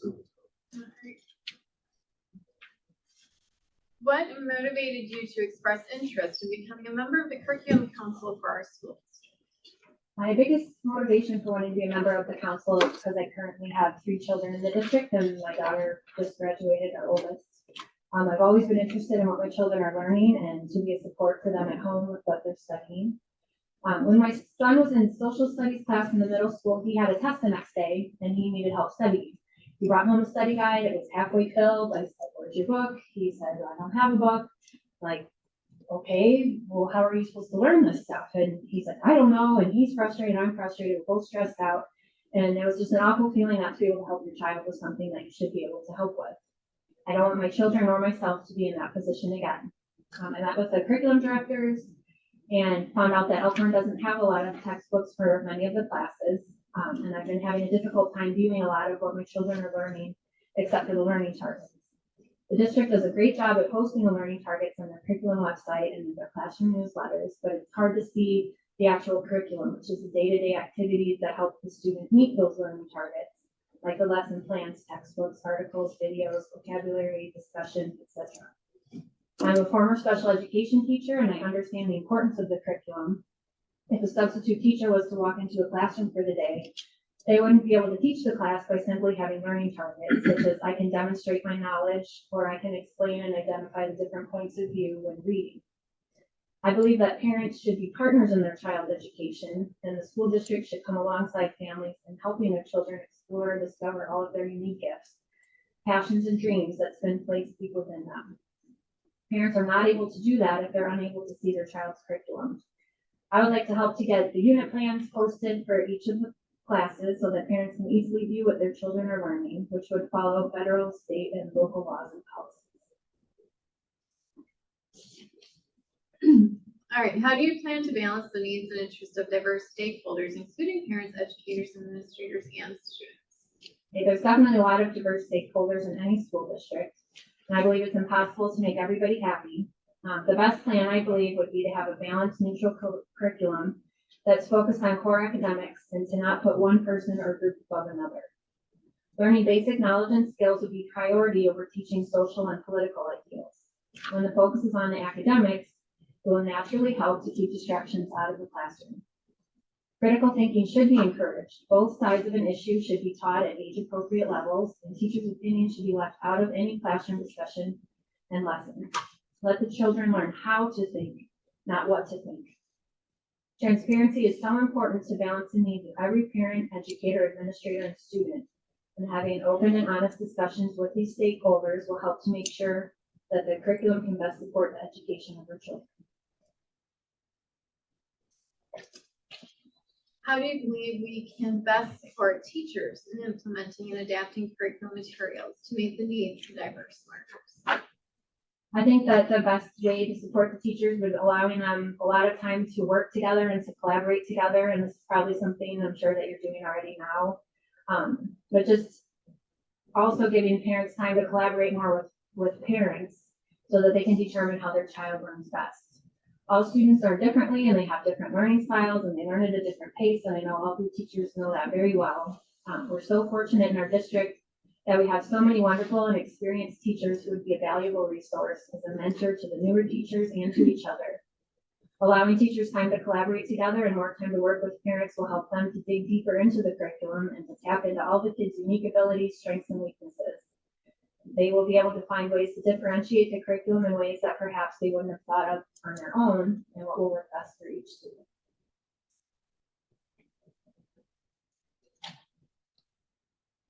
What do you see as the most significant external threats to the success of our schools and students?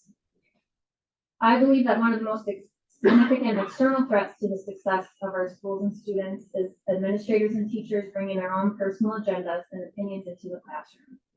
It seems that the district tends to attempt to take over the parent's role of being the parent with the addition of all the social emotional focus. This is taking a time away from academic instruction and putting responsibilities and dependencies that is not the teacher's job, nor their area of expertise. All of society's issues are too big of a burden for public education. Critical thinking is important. Balanced neutral academics are important. Our students need to learn how to think, not what to think. Another serious threat is use of cell phones in the school buildings during class time. We all know how addictive and distracting that cell phones can be. There's already policies in place preventing cell phones in the classroom that aren't being enforced. I know that it's hard as a teacher that kids are going to not like that, but we need to support the teachers in that. All right, and what do you see as the current strengths of the school district that the curriculum council should work to maintain going forward? Biggest strength of our school district is the wonderful teachers who love kids and love what they do every day. Elkhorn seems to maintain the longevity of its teachers, which is so important and tells a lot about our district.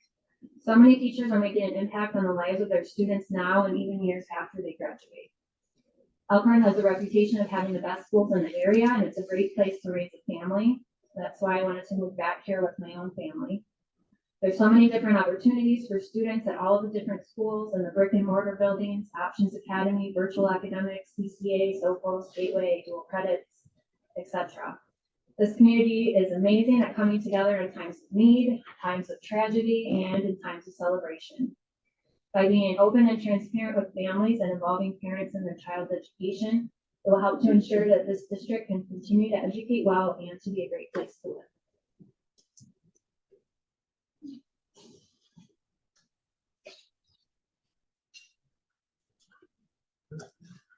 Thank you very much.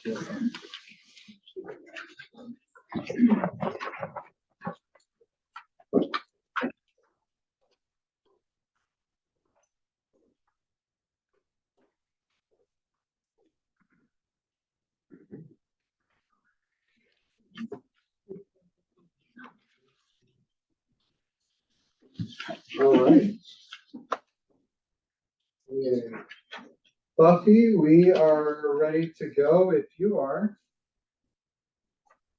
There we go. All right, let me switch my view here so that we can. H. Yep, and then once you unmute, I think you'll pop up in the larger format for us. You can pin her and then she will leave. Mm-hmm.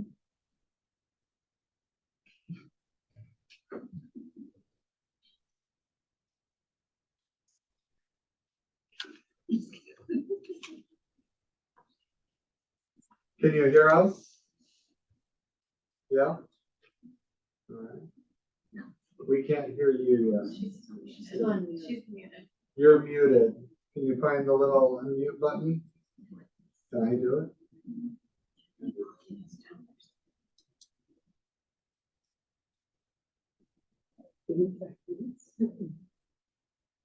Yep. Okay.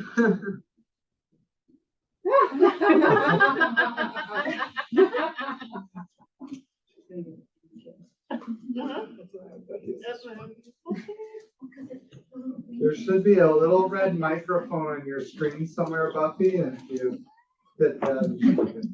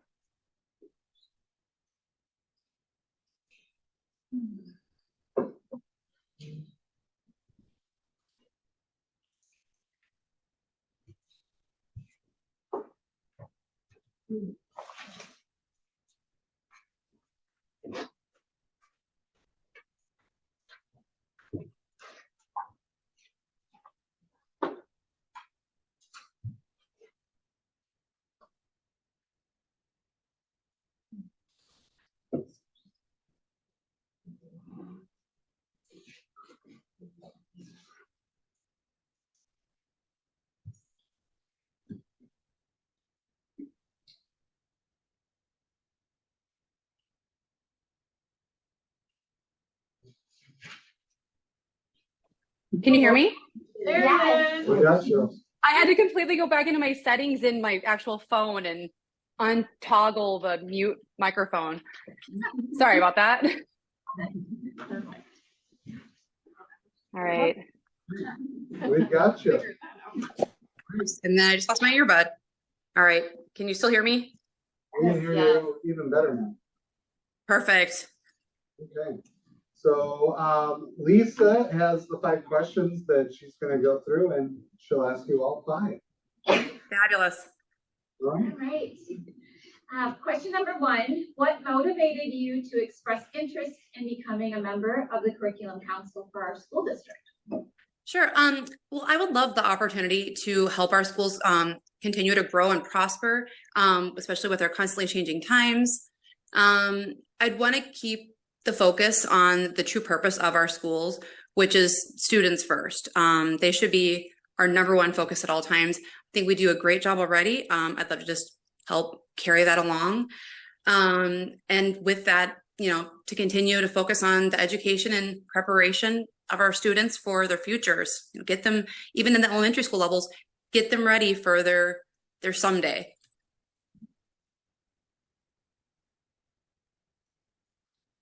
How do you plan to balance the needs and interests of diverse stakeholders, including parents, educators, administrators, and students?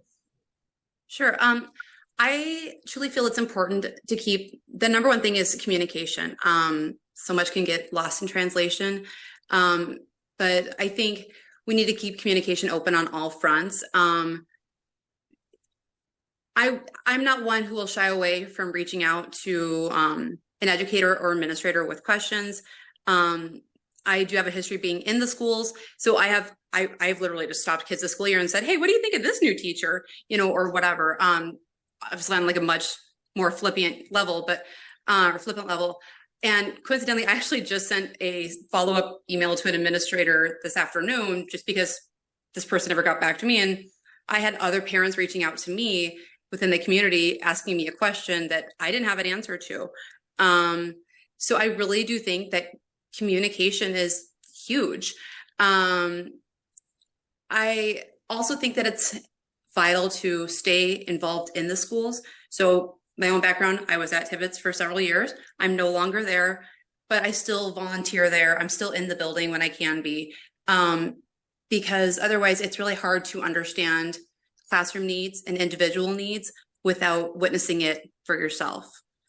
So I think that it's between communication and just being present, being willing to hear feedback from people, whether it's good or bad.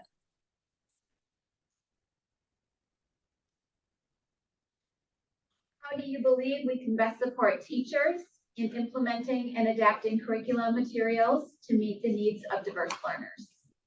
So this might have been a little taboo. I actually emailed, I had some ideas already and I had some notes written down, but I actually reached out to a handful of teachers to get their thoughts. Because, from my view, I could see one thing and they might feel that that wouldn't help them necessarily at all. And that kind of goes back to communication. But what's interesting is what they said to me was very similar to what I had already written down, which was ample time and training for all involved staff, the teachers, otherwise for any new curriculum. So, and oftentimes, not just the teachers, but any staff, because a lot of times it's the aides, it's the special ed aides, it's whoever that are having to reinforce, reteach a lot of the new curriculum, even if they don't have that background, if they haven't had that training themselves, just to support those teachers. And this hits close to home for me. So I really, that kind of, when teachers were saying this to me, it kind of was like a aha moment, I guess. But also realizing that not all materials and curriculum are one size fits all. So there has to be some room to be adaptive and flexible within any curriculum for the teachers, to help meet various needs and learning styles for their students. They're going to know best what works for their students. And sometimes what works for one kid over there, it's just not going to click right away for the kid over there. So having time and flexibility, I think, is very important for supporting teachers. What do you see as the most significant external threats to the success of our schools and our students? Sure. So again, I reached out to the staff, some of the staff, just to see what their thoughts were and if they were similar. And again, coincidentally, their thoughts were identical to my own. It was unanimously from the people who responded to me, stated that the politics were the most detrimental thing in their classrooms. They were so nervous about saying the wrong thing, not anything political necessarily, but just the politics that filter in. And it was maybe the most detrimental thing to affect the school and their students and their successes.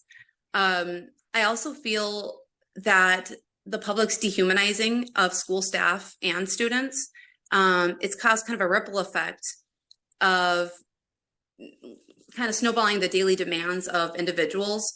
And so now people are, the staff are teaching to the tests more and more. They're kind of cramming in a lot of the required curriculum. I feel like morale is down because of this, and work is just getting loaded in. I know it's kind of just the way of the world, but it's also definitely negatively affecting the classroom. So that's my thoughts. What do you see as the current strengths of the school district and that the curriculum council should work to maintain going forward? Okay, I'm really excited about this. So I actually did a little research.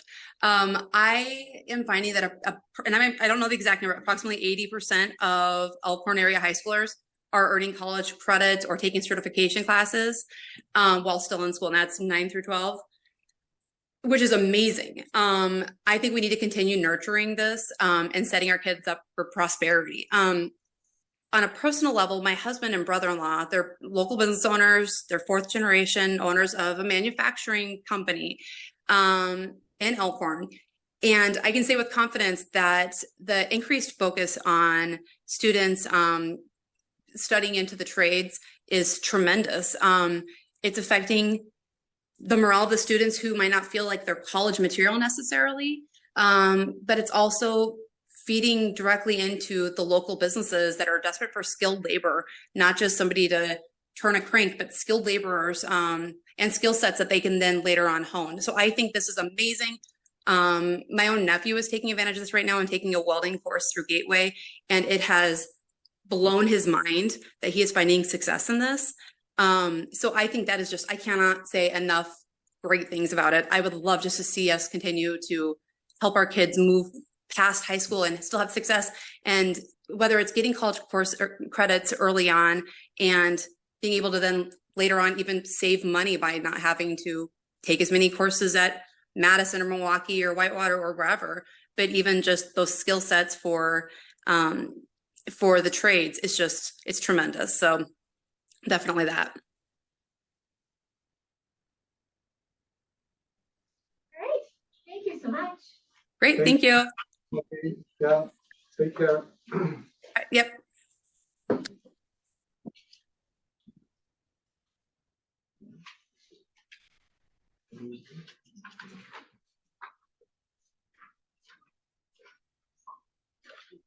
Kristen, are you good to go early? Sure.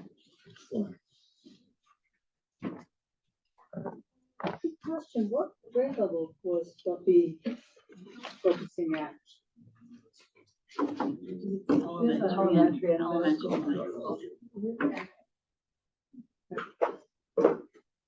Yeah, I'll double check.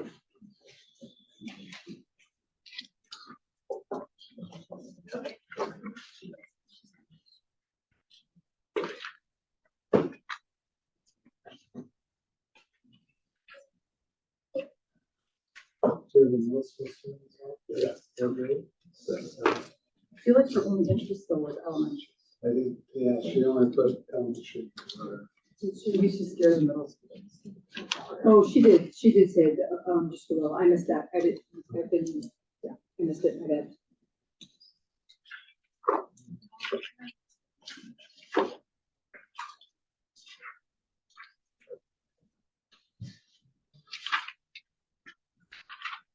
Sorry, just a minute.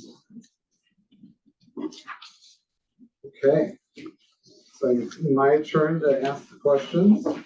First question is, what motivated you to express interest in becoming a member of the curriculum council for our school district? Well, as a mom of four, I've been actively involved in all aspects of my children's upbringing and education. The different learning styles for each of my children varies and has introduced me from different forms of education. We tried traditional, we went to Montessori, and then back to traditional. Some of my children have needed additional support with IEPs, and through collaboration and implementing at home, we were able to obtain the set goals. When my children express some discomfort in subject matter in the classroom with materials and things like that, my next step is naturally to join the curriculum committee, and I'm grateful for the opportunity to do so. My experience of 15 plus years of being an active and involved mom in my children's lives, it gives me an understanding of the short-term and long-term implementation and effectiveness. And I also believe it's important to give back and focus on what you're passionate about, which that's my children. Very good. How do you plan to balance the needs and interests of diverse stakeholders, including parents, educators, administrators, and students? Well, first and foremost, I believe children's needs are the most important. Parents bear the responsibility of raising and nurturing their children, and they have to be the spokesperson and advocate for their children's education. I believe decisions should be made with this mindset. The challenges schools face teaching a more diverse curriculum on race, gender, sexuality, it needs to be with transparency, communication, and balanced perspectives. What happens when the curriculum strays from being neutral? Open communication when a parent has a concern should be supported by teachers and administrators to be most effective.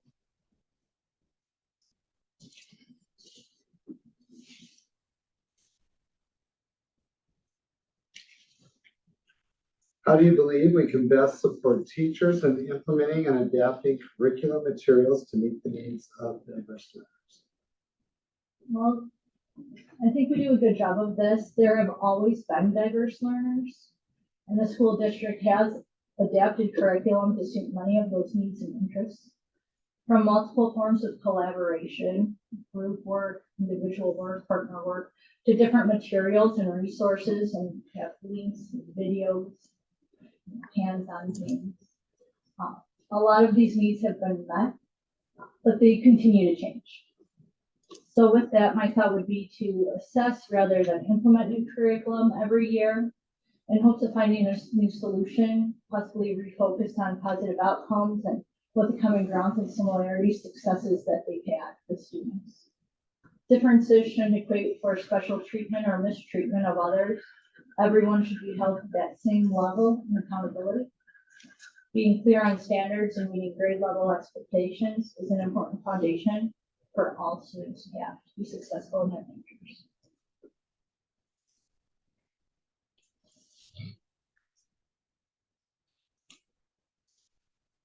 And Kristen, what do you see as the most significant external threats to the success of our schools and our students? Well, unfortunately, by asking that question, it seems that there are external threats already that the schools are aware of. In my experience, federal and state incentives have been concerning. What will we introduce our children to for the sake of a grant? Even school lunches for all students have terms and conditions. How much time are we taking away from education in hopes of supporting education?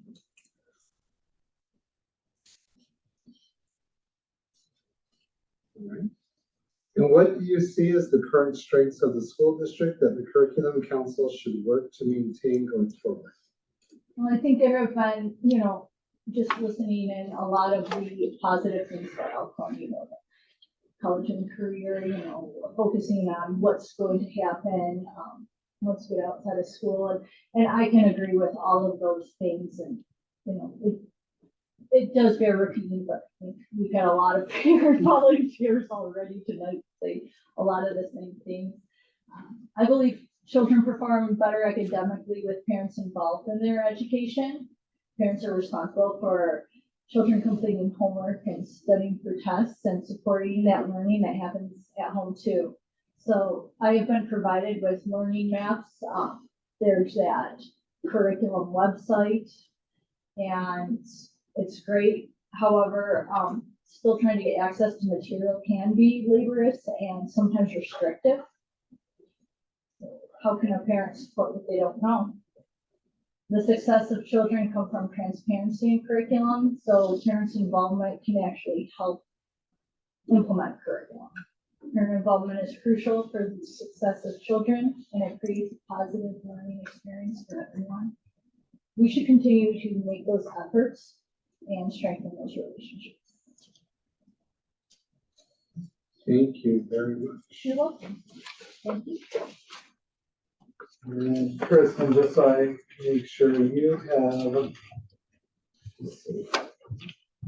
I had you down pretty much for all three of those.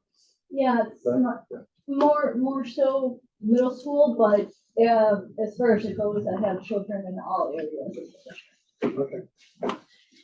Thank you very much.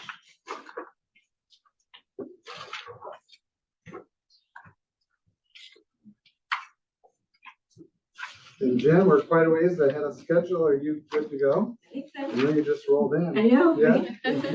We have a couple people that stepped out. Can we wait a moment? Oh. Yeah, we just stepped out. And, Sarah stepped out. Yeah, do you guys like work through dinner or? No. That's a rolling. The interviews have gone quicker, yeah.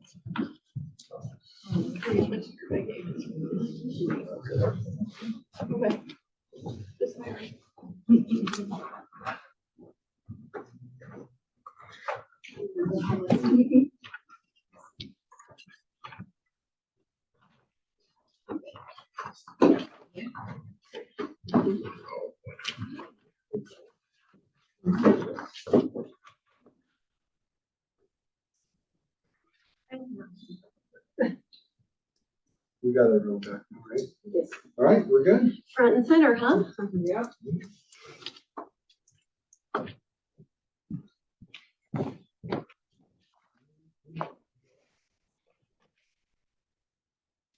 All right, Jen, I will be reading your questions. Okay. First up is what motivated you to express interest in becoming a member of the curriculum council for our school district? My simple answer is that I want to help. I feel like I have some skills or experience in leading educators. My experience comes more from a faith-based factor when I was hiring and training staff to lead Bible studies for kids. But when you go to conferences, when you go to educational things, you learn about brain development and you learn about how students learn through different forms and different ways. And so I heard the call and I want to help. How do you plan to balance the needs and interests of diverse stakeholders, including parents, educators, administrators, and students? I think the biggest one is listening. Everybody wants to feel as if they're heard, and it's about collecting as much information as possible so that you're hearing from even including the students how best they learn. Okay. How do you believe we can best support teachers in implementing and adapting curriculum materials to meet the needs of diverse learners? The same word, listen. They are the ones on the front lines. They're the ones spending more time with our kids than we do. And so getting their feedback is vital, and hearing what they need or what they're learning about in their extended education opportunities as well. Thank you. What do you see as the most significant external threats to the success of our schools and students? I think parents are somewhat of a threat. Therefore, I don't think that word needs to be used, but we get wrapped up in thinking what's best for our student and our kids, and so that is how our behavior leans and how we justify our voice and our reactions. And I also think people without kids in the school district who want to have a voice or an opinion of what's happening within our district, because they only have outside feedback to go back. What do you see as the current strengths of the school district and the school district that the curriculum council should work to maintain going forward?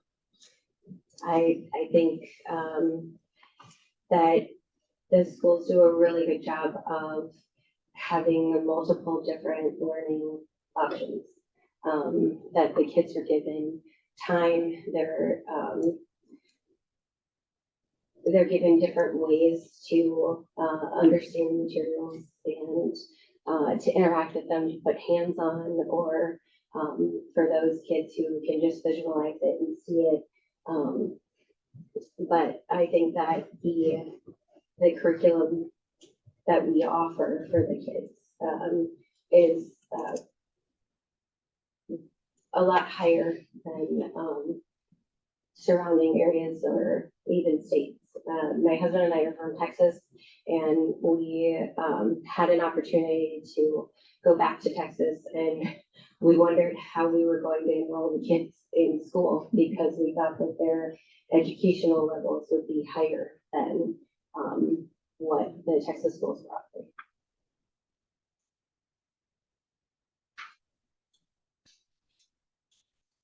All right. And Jen, I have you down that you're going to start at the middle school level, is that correct? Yeah, I have an 8th grader exiting and going into high school. I have a 5th grader that will be entering, but I want to help. So if you need an elementary parent, then I would put my name in for that too.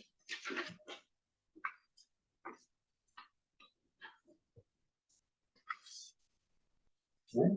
Thank you very much. Thank you.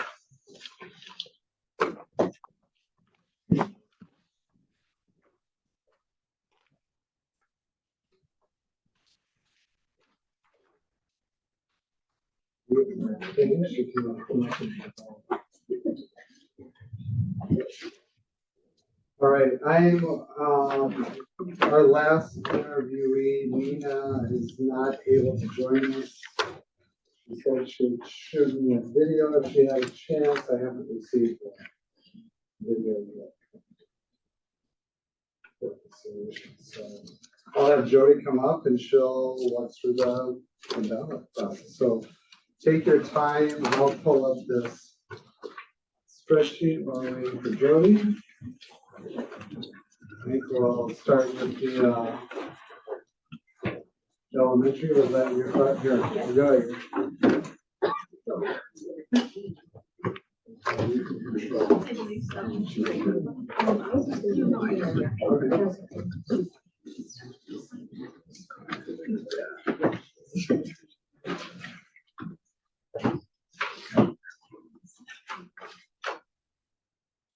go ahead and take your time. The elementary list is up right there, so you can go back through. These are all the individuals who are eligible for the elementary.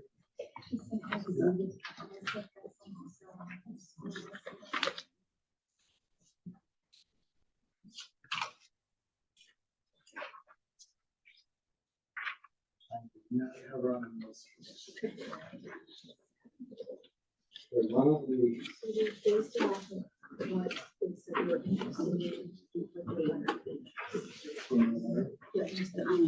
we want to, and I forgot to ask Elizabeth, I did on the others to confirm, so we have it when we were in school.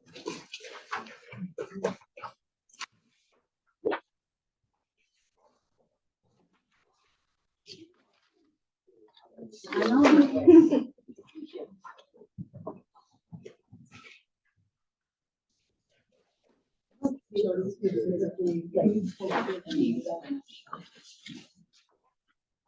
What's that? I was just asking Jody to pull off the names that were not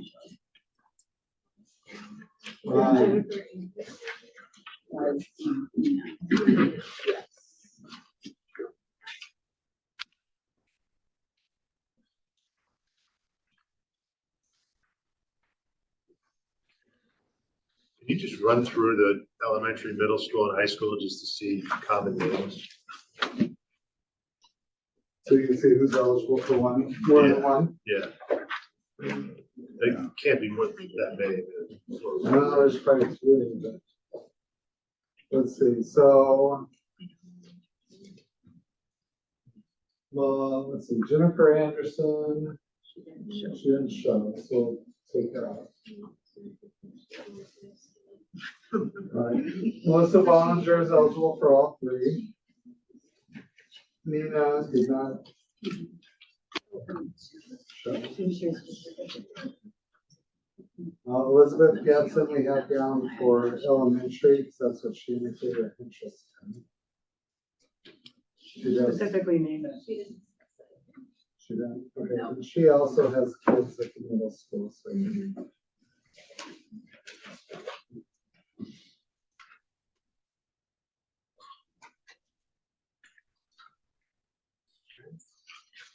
Dave Pagante just has the elementary. Terry has kids at elementary. Kenny's was elementary. Kristen, you have kids at all three levels, correct? Elaine was elementary. And Jen.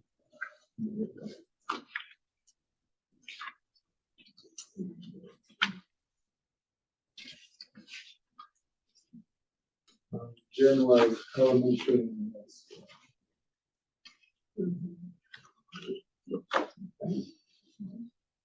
Megan was middle school and high school, right?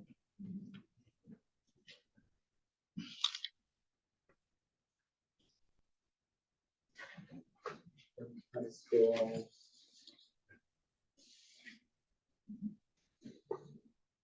Does that help? Yeah, that was perfect, thank you.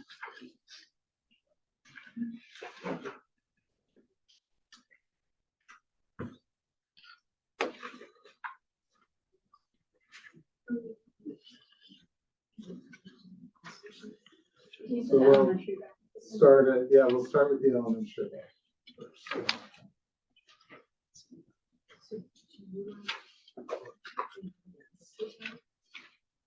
I did. What?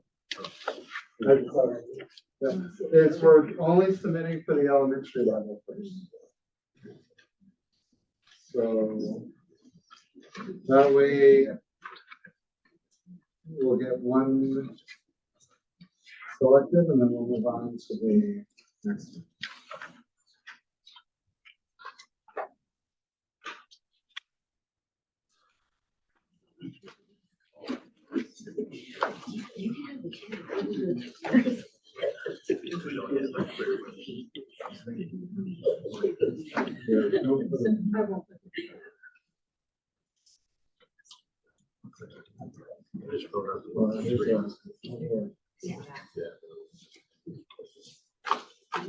Do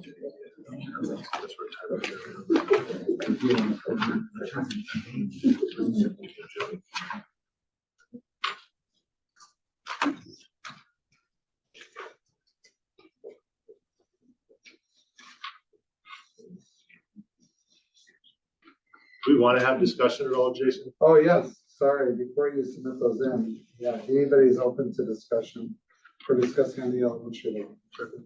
Did you have something you wanted to kick off, Adam? or- No, I was just, if anybody else does, if there was discussion, be that. Any comments anyone wants to make about the candidates for the elementary level? I just think there's a lot of really impressive skill sets and experiences that really can lend a lot to our curriculum council. Great people to choose from. There's a diverse pool of people. That was pretty cool. Yeah, I was very impressed with everyone and what they had to share and what they brought. I appreciate the time they put into it. I think it's great to see the passion and interest all the way up. Not a lot of that's always focused at the elementary, but to see it carry through to the middle and high school. It's interesting.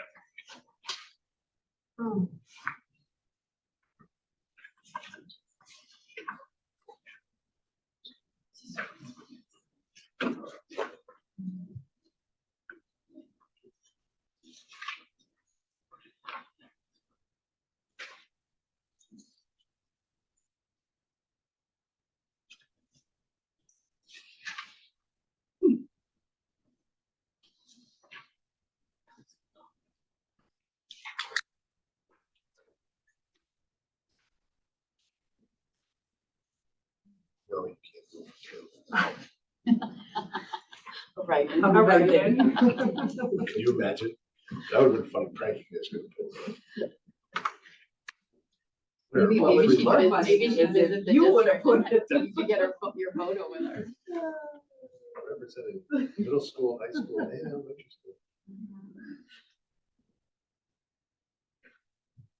The Bane Adams existence. But he proposes when they get the Super Bowl. But that'd be the most. Yeah, I'm gonna say that, but he talked about.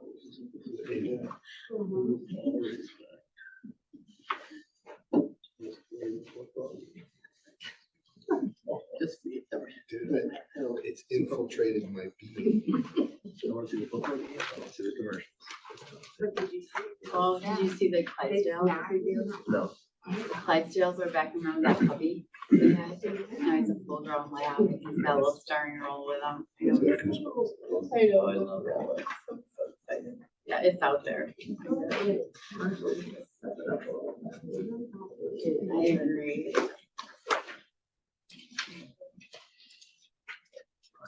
Nothing, Dr. Pat showed.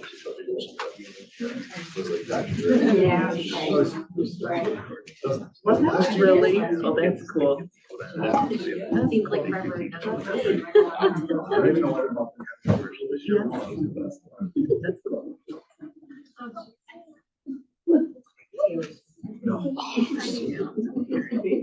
I love that. She makes it back from Tokyo, like her whole. My God, what if there's inclement weather? Oh my God. I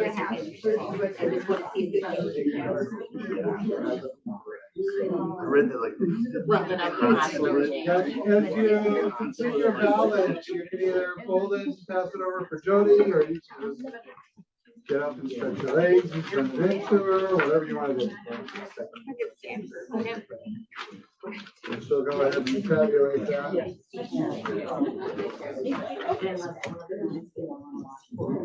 Is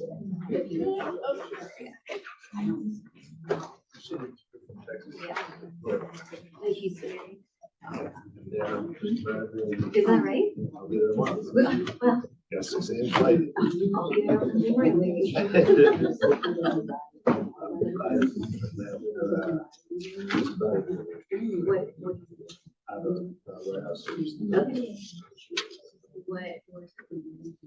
Look on the airport. But I should not, yeah. I mean, there are warehouses there.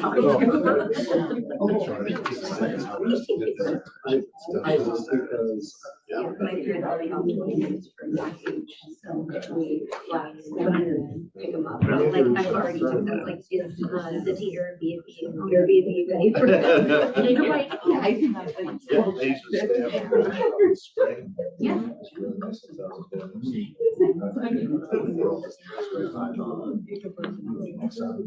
Big Exxon campaign. The best breakfast. You don't hear that. I know. It's called the engineer's breakfast. Every time. And every day. And then absolutely will be, yep, it will be the same, there's no changes coming.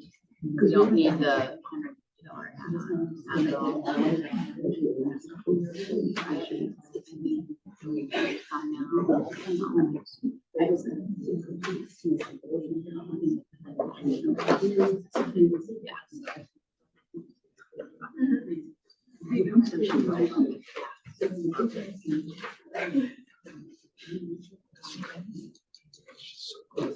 Oh, is it? She's such a neat. Yes. And they're like, I go to the library.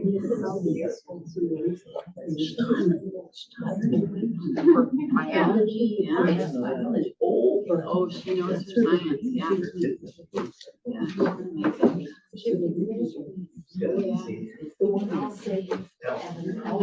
Oh, really? Seventh graders.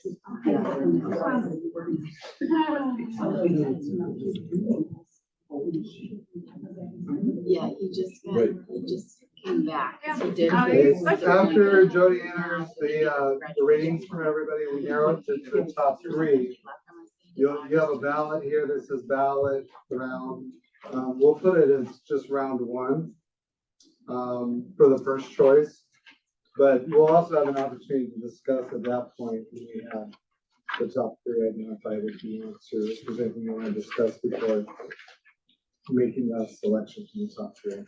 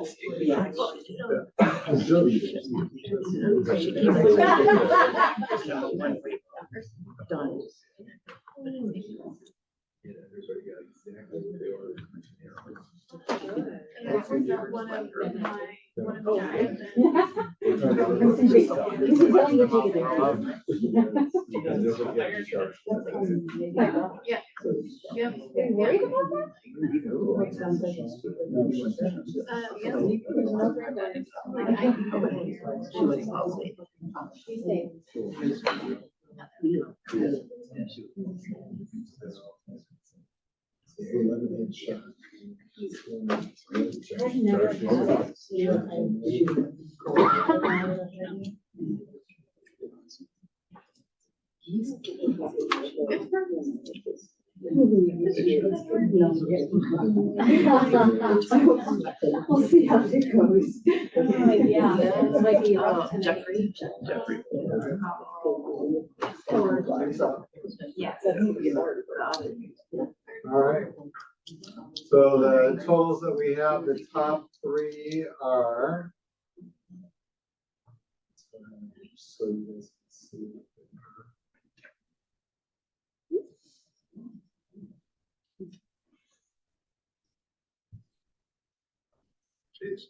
We have Penny,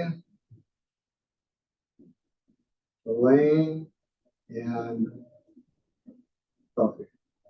So you can select your top choice from those three. And then pass that into Joey. This is round two? Round Or one? Round one. He's calling it round one. Yeah, round one of the yeah.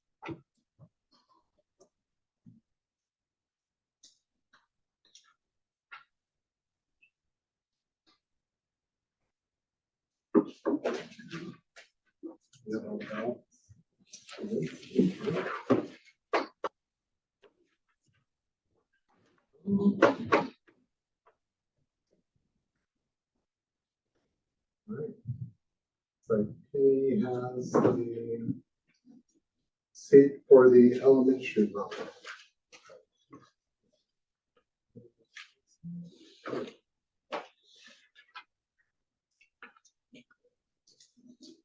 All right, we'll go to the middle school.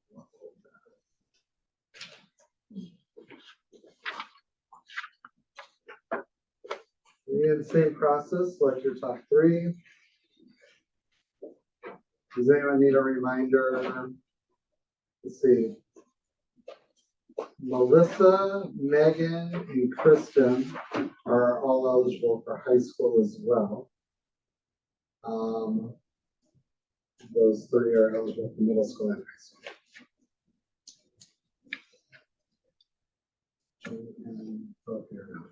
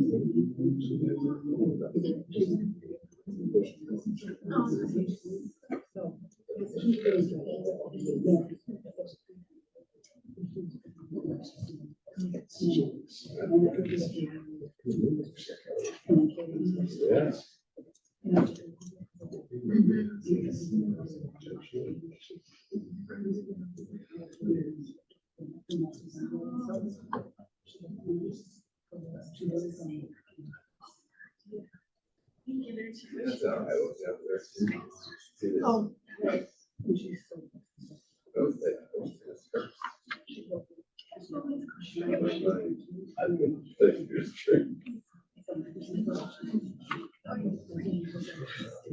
And then it's all the time, right? It's not your fault. Yeah. And you don't know what's so smooth.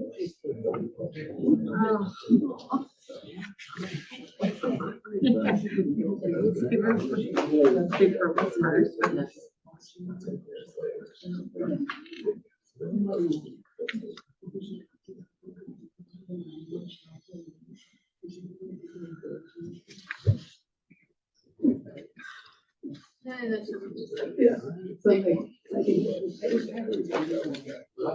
So top three for middle school, to choose from are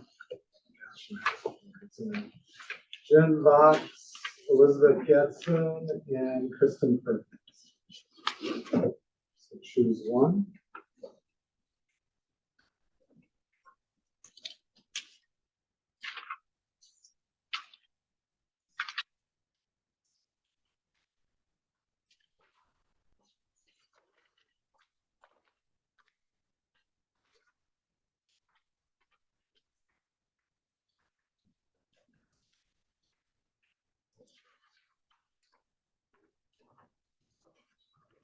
Sorry. I'm just gonna grab it out of your hand and stay your head up.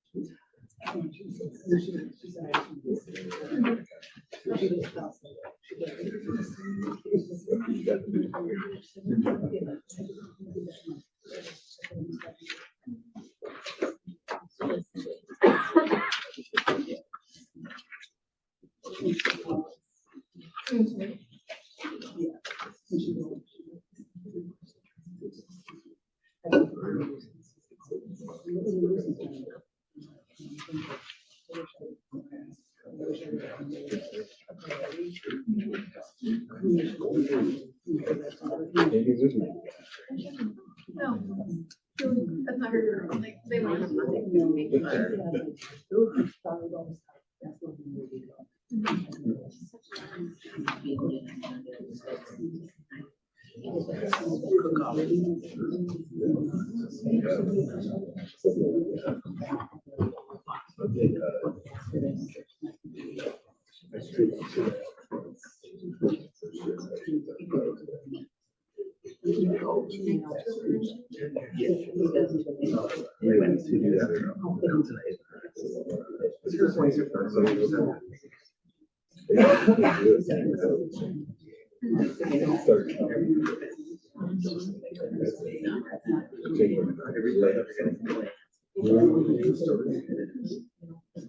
She knows she died.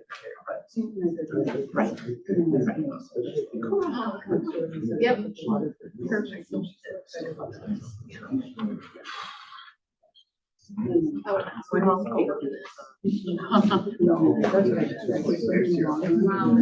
Brad, yes, what song was blaring? Yeah. Yeah, when they arrived. Or Brad. His kids, Jake and Harley. Jake was my best friend. Beastie Boys, there's hope. Yeah. There's hope for our society. Yeah, that was a misleading headline, wasn't it? Like, That's clickbait. yeah. I did see that. Oh, I don't know. He is big out. Yeah. Yeah. I don't know. Yeah. Enjoy your retirement. He wants to show it, but yeah, one day. Yeah.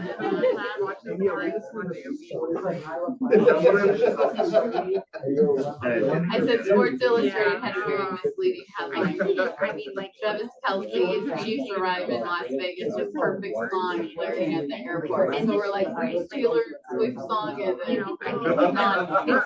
So I totally fell for it. Yeah. You got to be happy with the upcoming Super Bowl. I bet. Yeah. I don't know. I don't think I can do that. Yeah. Yeah. Right? Yeah. Not every day. So for the middle school level, Jennifer Box received the most votes for that. Okay, we'll go on to the high school level.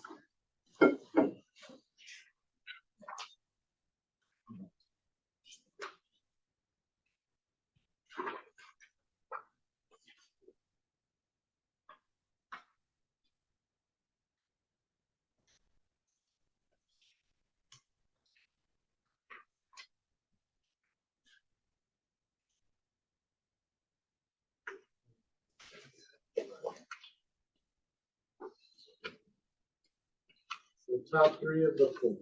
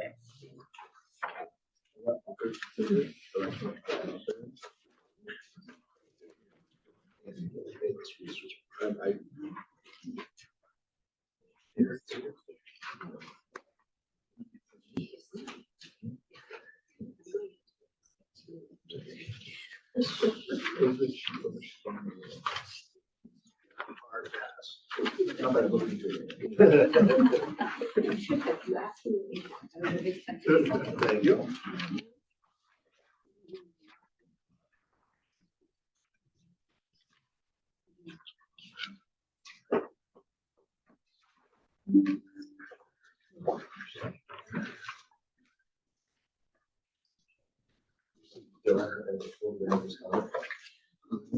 That was cool.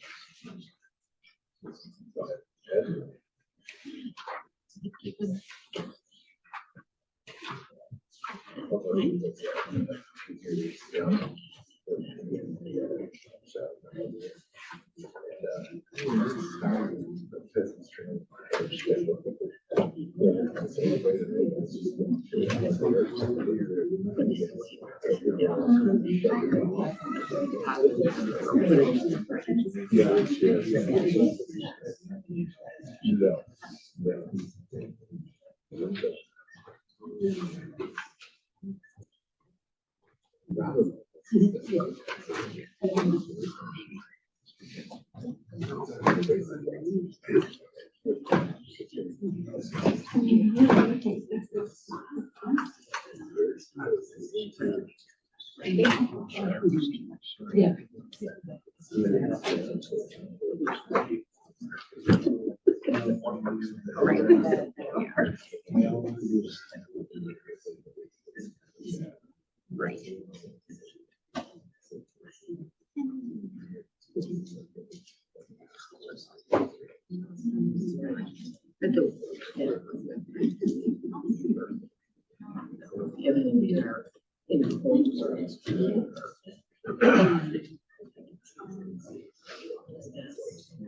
Oh, ever. Yeah, of course. Of course. Yes.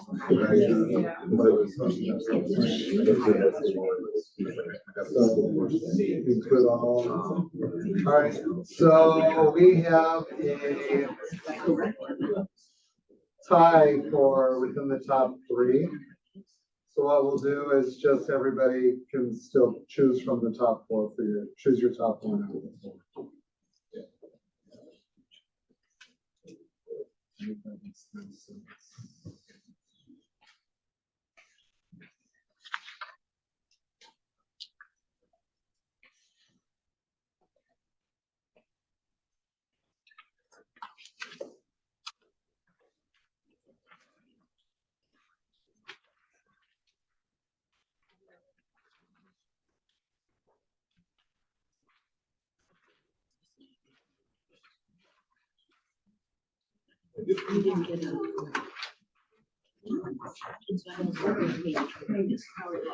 Thank you.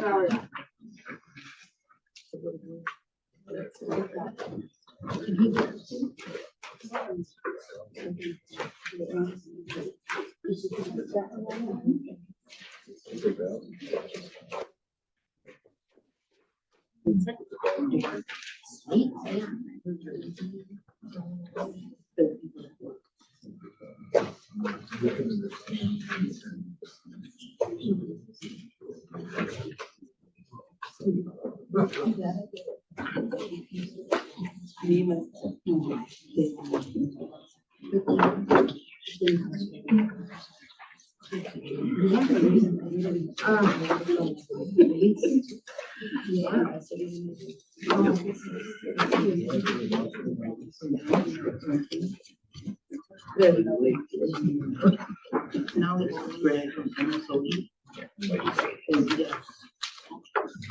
You still see some the Chinese restaurant.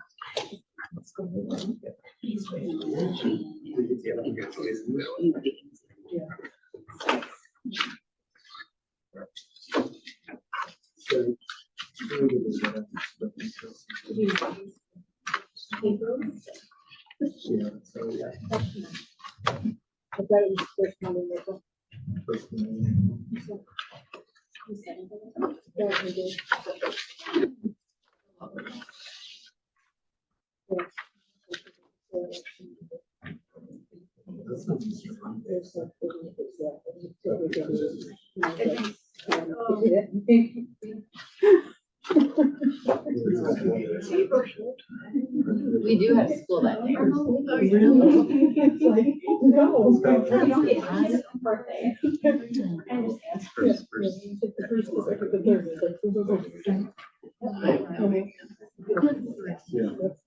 But probably not.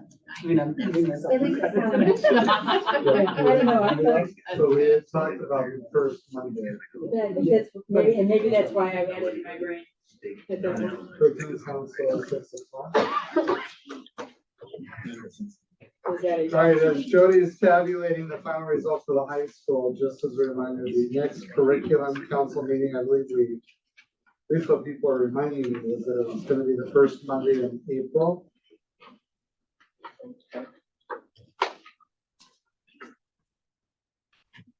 At 6 o'clock. First. Just kidding. It's for real. Nice, yeah. All right, we're, good, I'm tired, all right. You were joking, right, Adam? You were making the joke. Now I'm just confused. We're joking and we're joking, yes. Is that Easter Monday? It is. It is Easter Monday. Oh, we have school? We do. Okay. We have the Friday, yeah. I can't, I think some school districts by contract have Easter Monday. I thought Good Friday. I wanted our school on Friday, my best Friday. Next Friday. Hello.